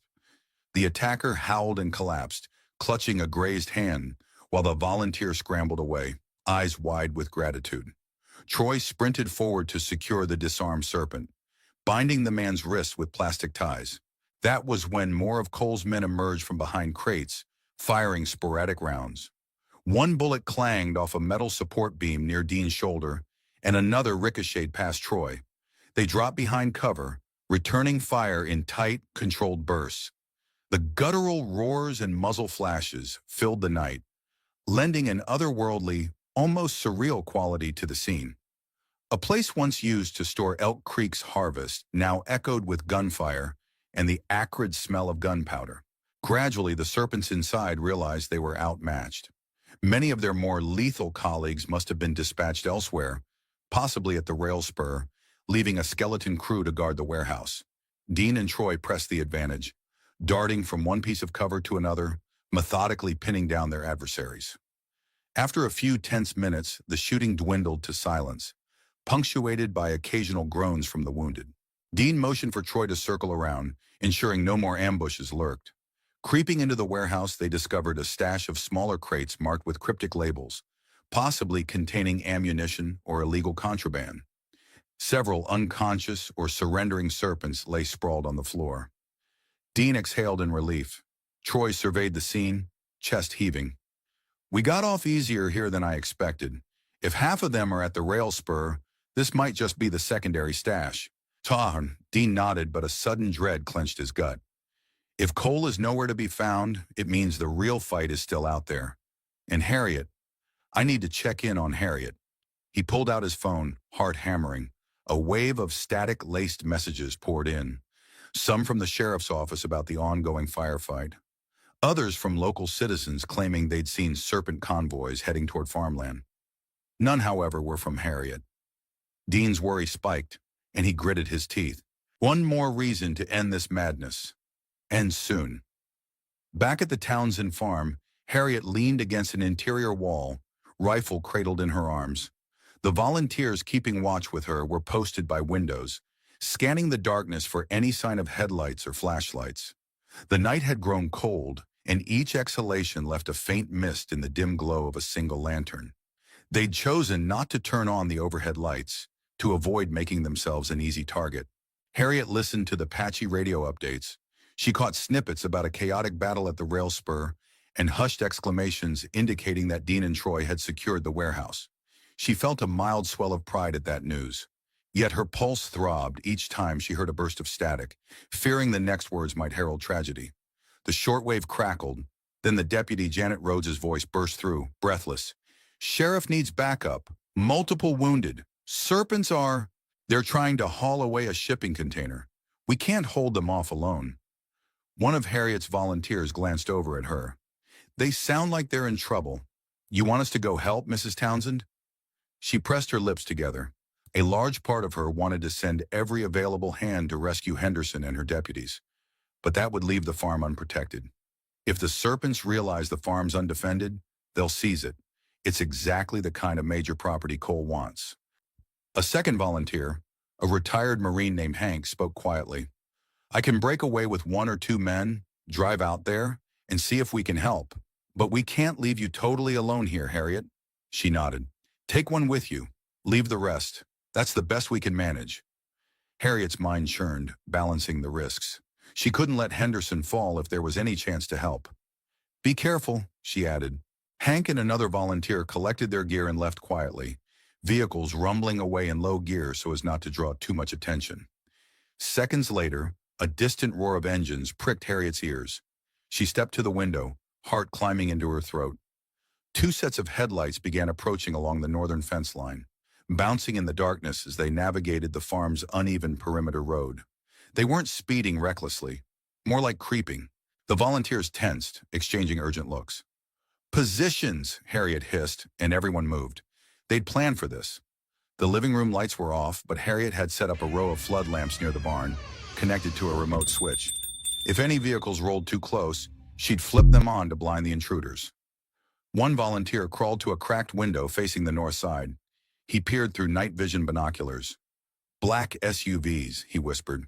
"Could be 8 or 10 men. Best I can tell." Harriet inhaled, steadying her nerves.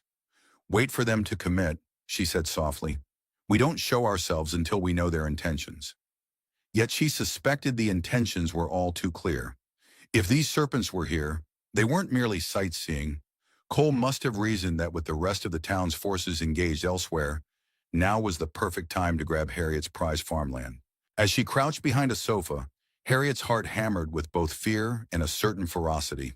Once upon a time, she might never have imagined pointing a gun at another human being. But these men had brought violence and chaos to her doorstep. She was done playing nice.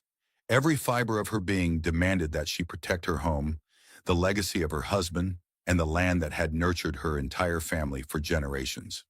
Flickers of movement appeared among the vehicles. Men with guns spread out, quietly advancing across the yard. Harriet's mouth went dry. She tried to swallow, her index finger resting lightly on the rifle's trigger guard. This was it, the confrontation she dreaded and prepared for. Now it was only a matter of who blinked first. Outside, the first burst of headlights illuminated the yard as one of the SUVs pivoted, presumably trying to spotlight the farmhouse. Harriet nodded to the volunteer manning the switch. Within seconds, the flood lamps by the barn clicked on, washing the invaders in harsh white light. Their silhouettes froze, momentarily blinded. That split-second advantage was all the defenders needed. "Fire!" Harriet commanded, her voice steady. Gunshots cracked in rapid succession. Two of the serpents dropped to their knees, weapons clattering to the ground. The others dove for cover behind the SUVs, sending a volley of return fire that rattled the porch and shattered a window. Harriet and the volunteers ducked low, bullets thudding into the side of the house. She heard one volunteer grunt, hit or maybe just thrown by the impact of a bullet striking near him. Harriet swallowed panic, forcing herself to stick to the plan. Keep them pinned down until either help arrived or they retreated. Another volunteer launched a flare skyward. It burst into a brilliant red glow that arced overhead, meant as a distress signal for anyone in the area. Harriet wondered if Dean or Troy could see it from wherever they were. She prayed that law enforcement or additional volunteers might rush to their aid. Gunfire echoed across the farmland, merging with the panicked lowing of cattle in a nearby pen. One of the black SUVs screeched as its driver attempted to circle around, only for the vehicle's tires to slam into a makeshift barricade. An old irrigation pipe Harriet had purposely left in the yard. The pipe tore a deep gash in the SUV's undercarriage. Smoke billowed from the engine, and it ground to a halt. Adrenaline surged through Harriet. Taking careful aim, she fired at a serpent leaning out from the passenger seat of a second SUV. Her shot clipped the doorframe just inches from his head, and he recoiled. Another volunteer joined in from a side window, peppering the vehicle's flank. The men inside, clearly rattled, tried to reverse, but Harriet's well-placed flood lamps made orientation difficult. Then she heard it, the distinctive roar of more engines, approaching fast from somewhere behind the farmhouse. Were these additional serpents, or maybe backup from town? Harriet's pulse pounded. If they were friendlies, relief was on the way. If they weren't, it might be the end of the line. Moments later, a battered pickup tore onto the property, headlights blazing. Out sprang two figures Harriet recognized as local ranchers, rifles in hand. They immediately joined the fray, flanking the besieged serpents from the side. Now sandwiched between defenders on multiple angles, the invaders began to falter. Harriet saw them scramble to gather their wounded, cursing as they realized they were outmaneuvered. "Push them back!" Harriet shouted, her voice carrying both fury and a lifetime's worth of conviction. Volunteer gunfire crescendoed, each shot aimed to corner the serpents deeper in the yard. One by one, the black SUVs attempted to flee, their tires spinning and sending up clods of dirt. Two vehicles managed to peel away, vanishing into the darkness with shattered windows and bullet-riddled sides. When the gunfire finally petered out, Harriet lowered her rifle, breathing in ragged gasps. The yard was chaos, smoke, broken glass, and wailing men. One serpent lay prone, groaning for help, his weapon tossed aside. Another had collapsed near the barn, clutching a wound in his thigh. Harriet's volunteers cautiously emerged from cover, checking on the injured. She rushed to the fallen volunteer who had grunted earlier, finding him with a grazing wound along the arm. Not life-threatening, thank goodness. Even as relief washed over her, Harriet knew this wasn't truly the end. Cole might have more men, and the rest of Elk Creek was still under siege. But for now, the Townsend farm stood unbowed. Harriet's defiance had carried the night at least for this patch of land. She whispered a silent prayer for the safety of Dean, Troy, and everyone else still locked in battle elsewhere. Gunfire rattled the rail spur as Sheriff Henderson and her deputies struggled to hold their positions. The spike strip Henderson had deployed managed to blow out the tires of the Serpent's truck, halting its attempt to haul away the shipping container. But that small victory had cost her.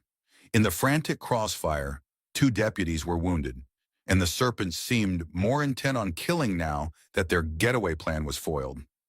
A sudden roar from behind made Henderson whirl around. Headlights swept across the field, revealing a battered old pickup with Hank, one of Harriet's volunteers, at the wheel. He slammed on the brakes a few dozen yards from the front line, and another volunteer hopped out of the passenger side, taking cover behind the truck's engine block. Their arrival drew the Serpent's attention, forcing them to split fire. Seizing the moment, Henderson signaled her deputies to advance. Though pinned down, the Serpents couldn't maintain their perimeter on two fronts. Janet Rhodes led a flanking maneuver from the right, deftly bounding from cover to cover. Levi Parker, clutching a wound on his upper arm, gritted his teeth as he fired off rounds to keep the Serpents pinned. Then came a crackle on Henderson's radio. "Sheriff, this is Dean Townsend. Do you read?" Relief flooded her. "Townsend, we're under heavy fire at the rail spur. How soon can you get here?" Dean's voice was urgent but steady. "We cleared the warehouse. Troy and I are en route. ETA 15 minutes. Maybe less if the roads are clear. Hang on." Henderson's throat tightened. 15 minutes in a firefight could be an eternity, but it was better than no help at all. She relayed the update to her deputies, who fought with renewed vigor. The shipping container was now half lodged in a ditch, the Serpent's truck immobile beside it. One man tried to sprint for the container's cab, presumably to salvage something from inside, but Levi tagged him with a precise shot to the leg, sending him sprawling. Suddenly, a high-pitched whine caught Henderson's attention. She turned to see a Serpent lobbing what looked like a small incendiary device at the container. Realization struck her like a punch. They were about to destroy their own cargo to prevent its capture. "They're going to blow it!" she shouted, sprinting across the tracks. Time seemed to slow. The device rattled against the container's metal side and rolled underneath. Henderson had seconds to act. She lunged toward the container, firing at the Serpent who tossed it, hitting him in the shoulder. He collapsed with a grunt. Then, dropping to her knees, she spotted the small device, a cylinder with a blinking light, wedged beneath the steel undercarriage. She reached for it with trembling hands, adrenaline surging.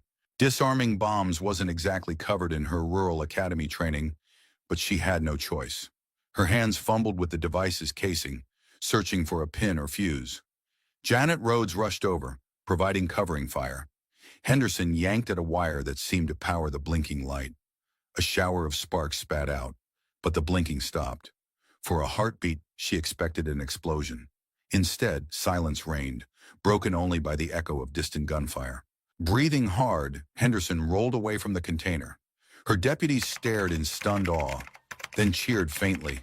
If the device had gone off, it might have ignited the container's contents, whatever they were, and caused widespread destruction. But they weren't safe yet. The Serpents, seeing their bomb fail, unleashed another wave of gunfire, bristling with desperation.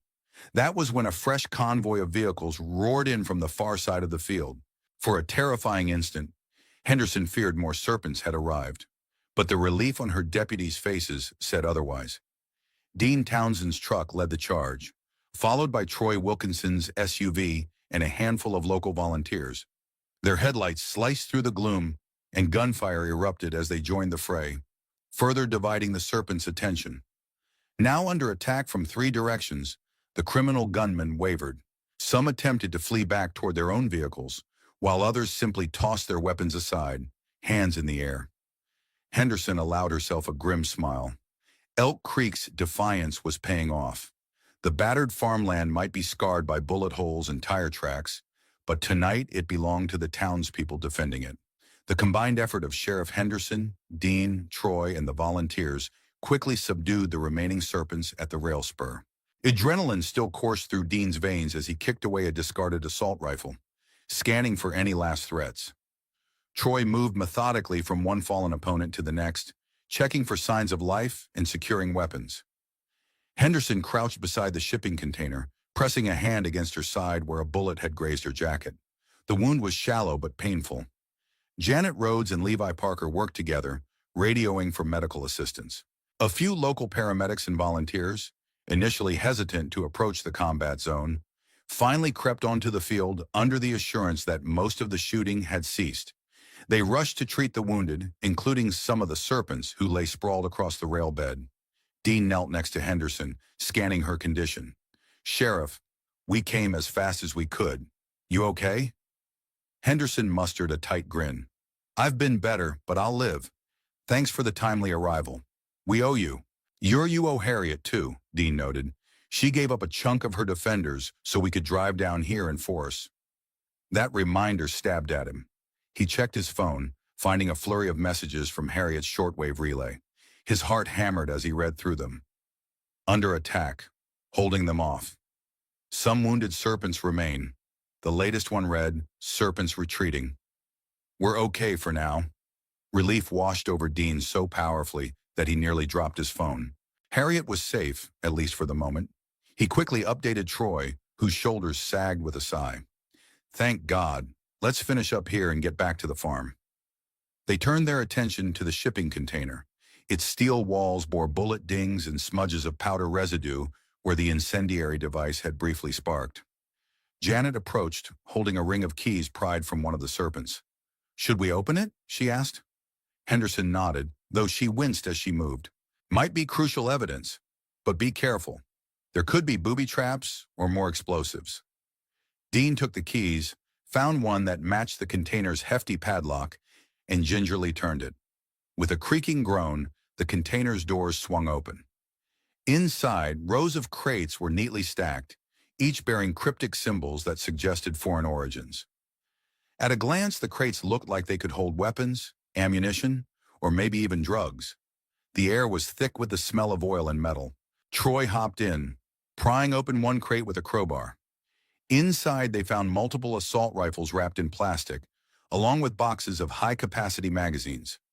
Another crate contained dismantled components that looked suspiciously like parts for heavy machine guns or possibly rocket launchers. It was more than just a modest arms deal. It was a full-blown arsenal. If Cole had succeeded in distributing these weapons, Elk Creek would have become a criminal stronghold overnight. Henderson's eyes hardened. We've got enough here to put away Cole and his entire organization for a long time, assuming we log it properly and involve federal agencies. This is exactly the type of evidence the ATF and FBI won't ignore. Janet's face broke into a weary grin. Looks like Elk Creek turned the tables on them. Once the feds see this, the Serpent's backers might even cut ties, leaving them high and dry. Dean glanced at the horizon, where the first hints of dawn lightened the sky. It had been a night of gunfire, injuries and desperation, but also of solidarity and courage. Now, with a container full of incriminating arms, plus the battered but surrendering serpents, the tide had definitively turned. Yet Dean knew that the final act still awaited, confronting Cole himself, the man who had orchestrated all this chaos. Only when Cole was neutralized would Harriet and Elk Creek truly be safe.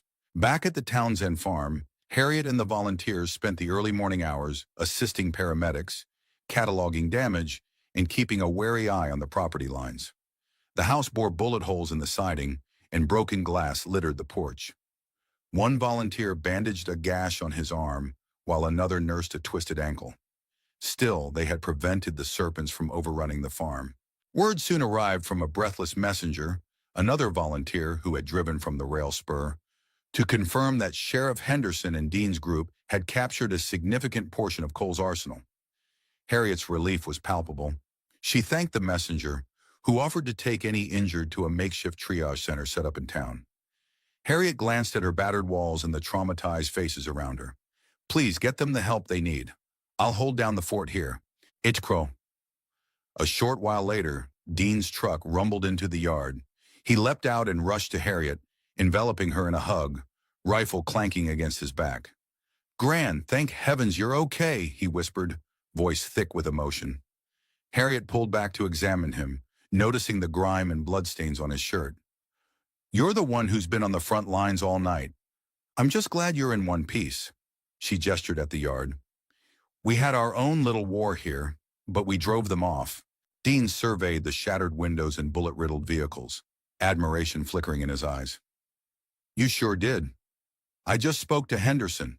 We have enough evidence to bring the full weight of federal law down on Cole and his associates. Some serpents tried to destroy their cargo to hide it, but we managed to stop them. Troy, stepping out of the passenger seat, nodded. And we've got the wounded serpents in custody. They're spilling details now that they know the operation's collapsed. He glanced around, taking in the farm's damage. Looks like you folks held your own just fine. A flicker of grim pride touched Harriet's features. They picked the wrong community to tangle with.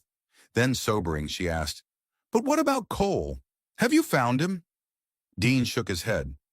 "He wasn't at the warehouse or the rail spur. My guess is he fled once he realized the plan was unraveling. We've broadcast an APB to nearby counties, but so far no confirmed sightings." Troy added, "He might try to slip across state lines, maybe vanish until the heat dies down. But with multiple wounded serpents flipping, it'll be difficult for Cole to hide indefinitely. The feds are already taking an interest in this arms trafficking ring." Despite the night's hard-won victory, Harriet felt a pang of unease.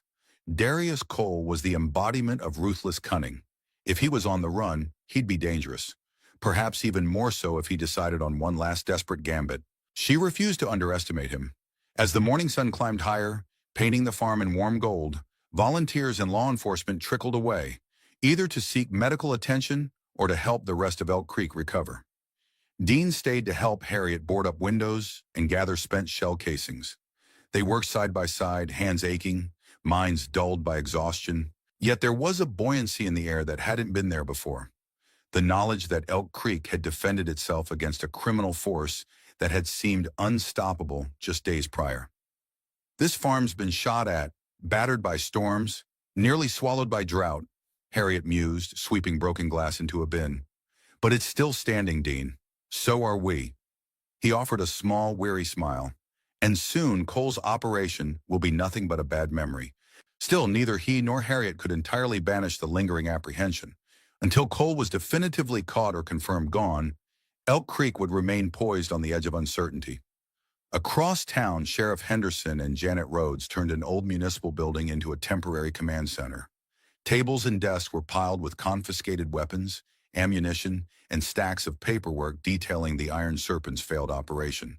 The place buzzed with uniformed personnel, both local deputies and outside reinforcements who had finally arrived in the wake of multiple emergency calls and damning evidence. Federal agents sporting windbreakers emblazoned with various acronyms prowled the hallways, taking statements and overseeing the cataloging of the cash. Maria Reyes, a visiting special agent from the Bureau of Alcohol, Tobacco, and Firearms, approached Henderson. "Sheriff, we've verified that at least half of these weapons are stolen military surplus. Others appear to have come from overseas shipments.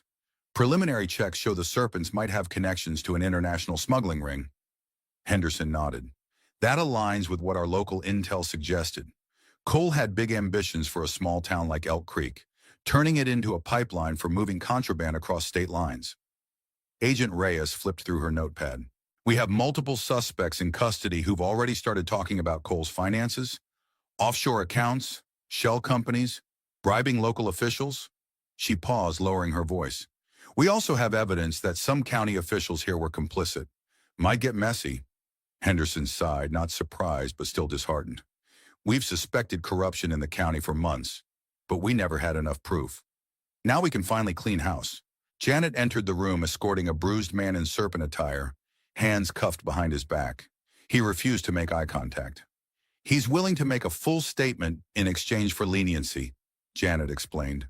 "Then let's hear it," said Reyes, guiding the prisoner to a vacant desk. The captive swallowed hard, glancing nervously around at the array of confiscated guns, tangible proof that his gang had lost. With trembling words, he recounted how Cole had coerced townsfolk to sell their land, used violence to ensure compliance, and planned for Elk Creek to serve as a hub for smuggling everything from drugs to firearms and possibly stolen cargo. The man looked terrified, as though even talking about Cole might summon him from the shadows. Henderson and Janet exchanged glances. They'd heard rumors of expansion plans, but not with such meticulous detail. Cole had aimed to dominate not just Elk Creek, but the entire region's logistic routes. If not for Harriet Townsend's refusal to sell, Cole might have gained control of strategic farmland, perfect for concealing major shipments. Harriet's stubborn stand had triggered the chain of events that led to his downfall. Hours later, as more agents and deputies delved into the mountain of evidence, a small commotion rippled through the makeshift command center. One of the federal agents called out, "We got him. Cole's location was flagged an hour ago near a roadside motel on the state highway. He slipped out, but a witness spotted him heading north on Route 77 in a black sedan, likely heading for the border." Henderson stood abruptly, her exhaustion forgotten. Then we set up roadblocks.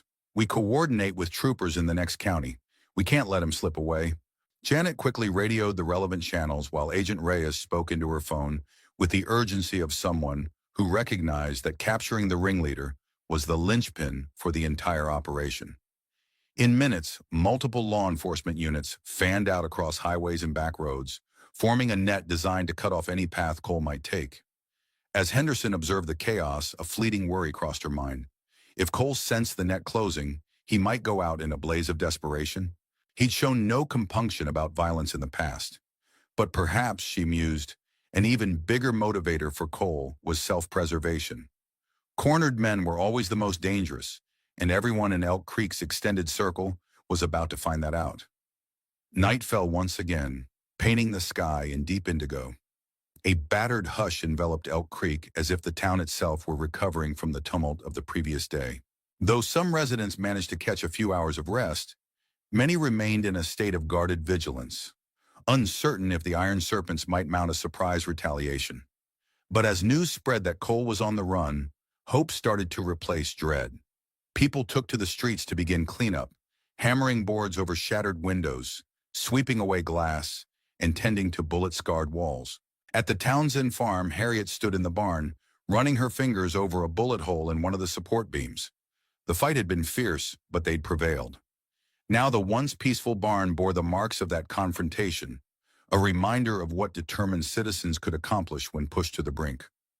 Dean found her there, along with Troy, who held a flashlight to inspect the damage. Harriet looked at them and let out a slow breath. "Any word on Cole?" Dean shook his head. "We have partial sightings. He's been moving north, but every time law enforcement closes in, he changes routes. The feds believe he's trying to reach a contact who can get him across the Canadian border." Troy folded his arms. "They'll catch him eventually. He doesn't have his army anymore, or his arsenal. Once he's found, he'll face a laundry list of federal charges."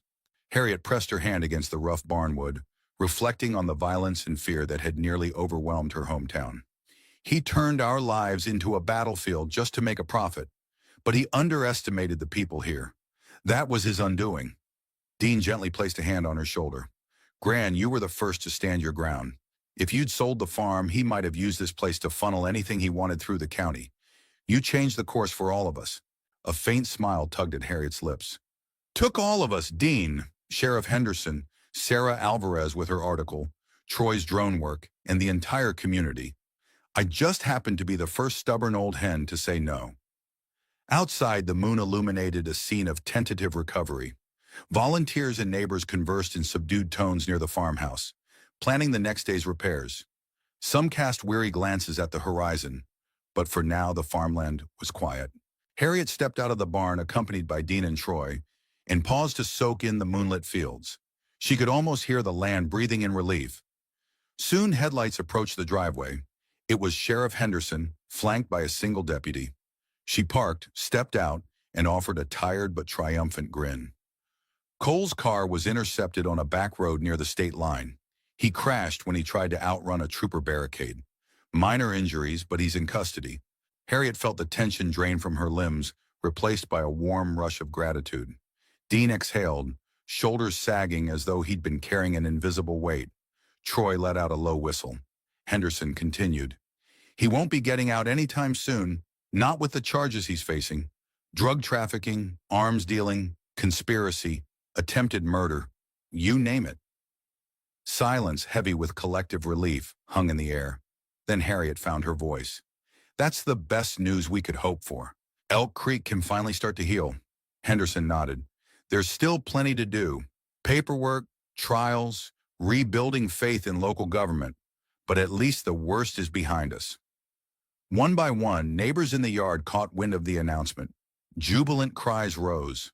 People shook hands, hugged, or dropped to their knees in exhaustion and relief. For Harriet, it was a moment of vindication. The farmland stood battered but unbroken, each bullet scar a testament to the community's resolve. In the distance, roosters crowed at the moon, oblivious to the turmoil that had raged just hours before. Elk Creek had weathered the storm, stronger for having faced it head-on. As Harriet gazed over the rolling fields, She felt a surge of pride for her small-town neighbors who had come together, farmers, shopkeepers, law enforcement, and veterans, to stand against fear. Although the journey to full recovery would be long, the threat that had loomed so large was finally contained. And Harriet Townsend, at 93 years old, had once again proven the unyielding spirit of her family's legacy. Some values were worth defending, no matter the cost. Looking back on everything Harriet Townsend and Elk Creek endured, I can't help but feel immense gratitude for the lesson they teach us, that even in the face of violence and corruption, the quiet determination of good people can and will prevail. This story isn't just about guns and criminals.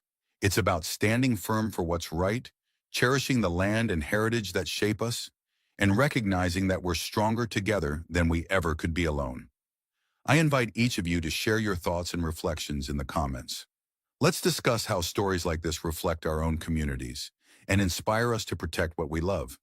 Thank you for joining this journey, and don't forget to subscribe for more inspiring tales.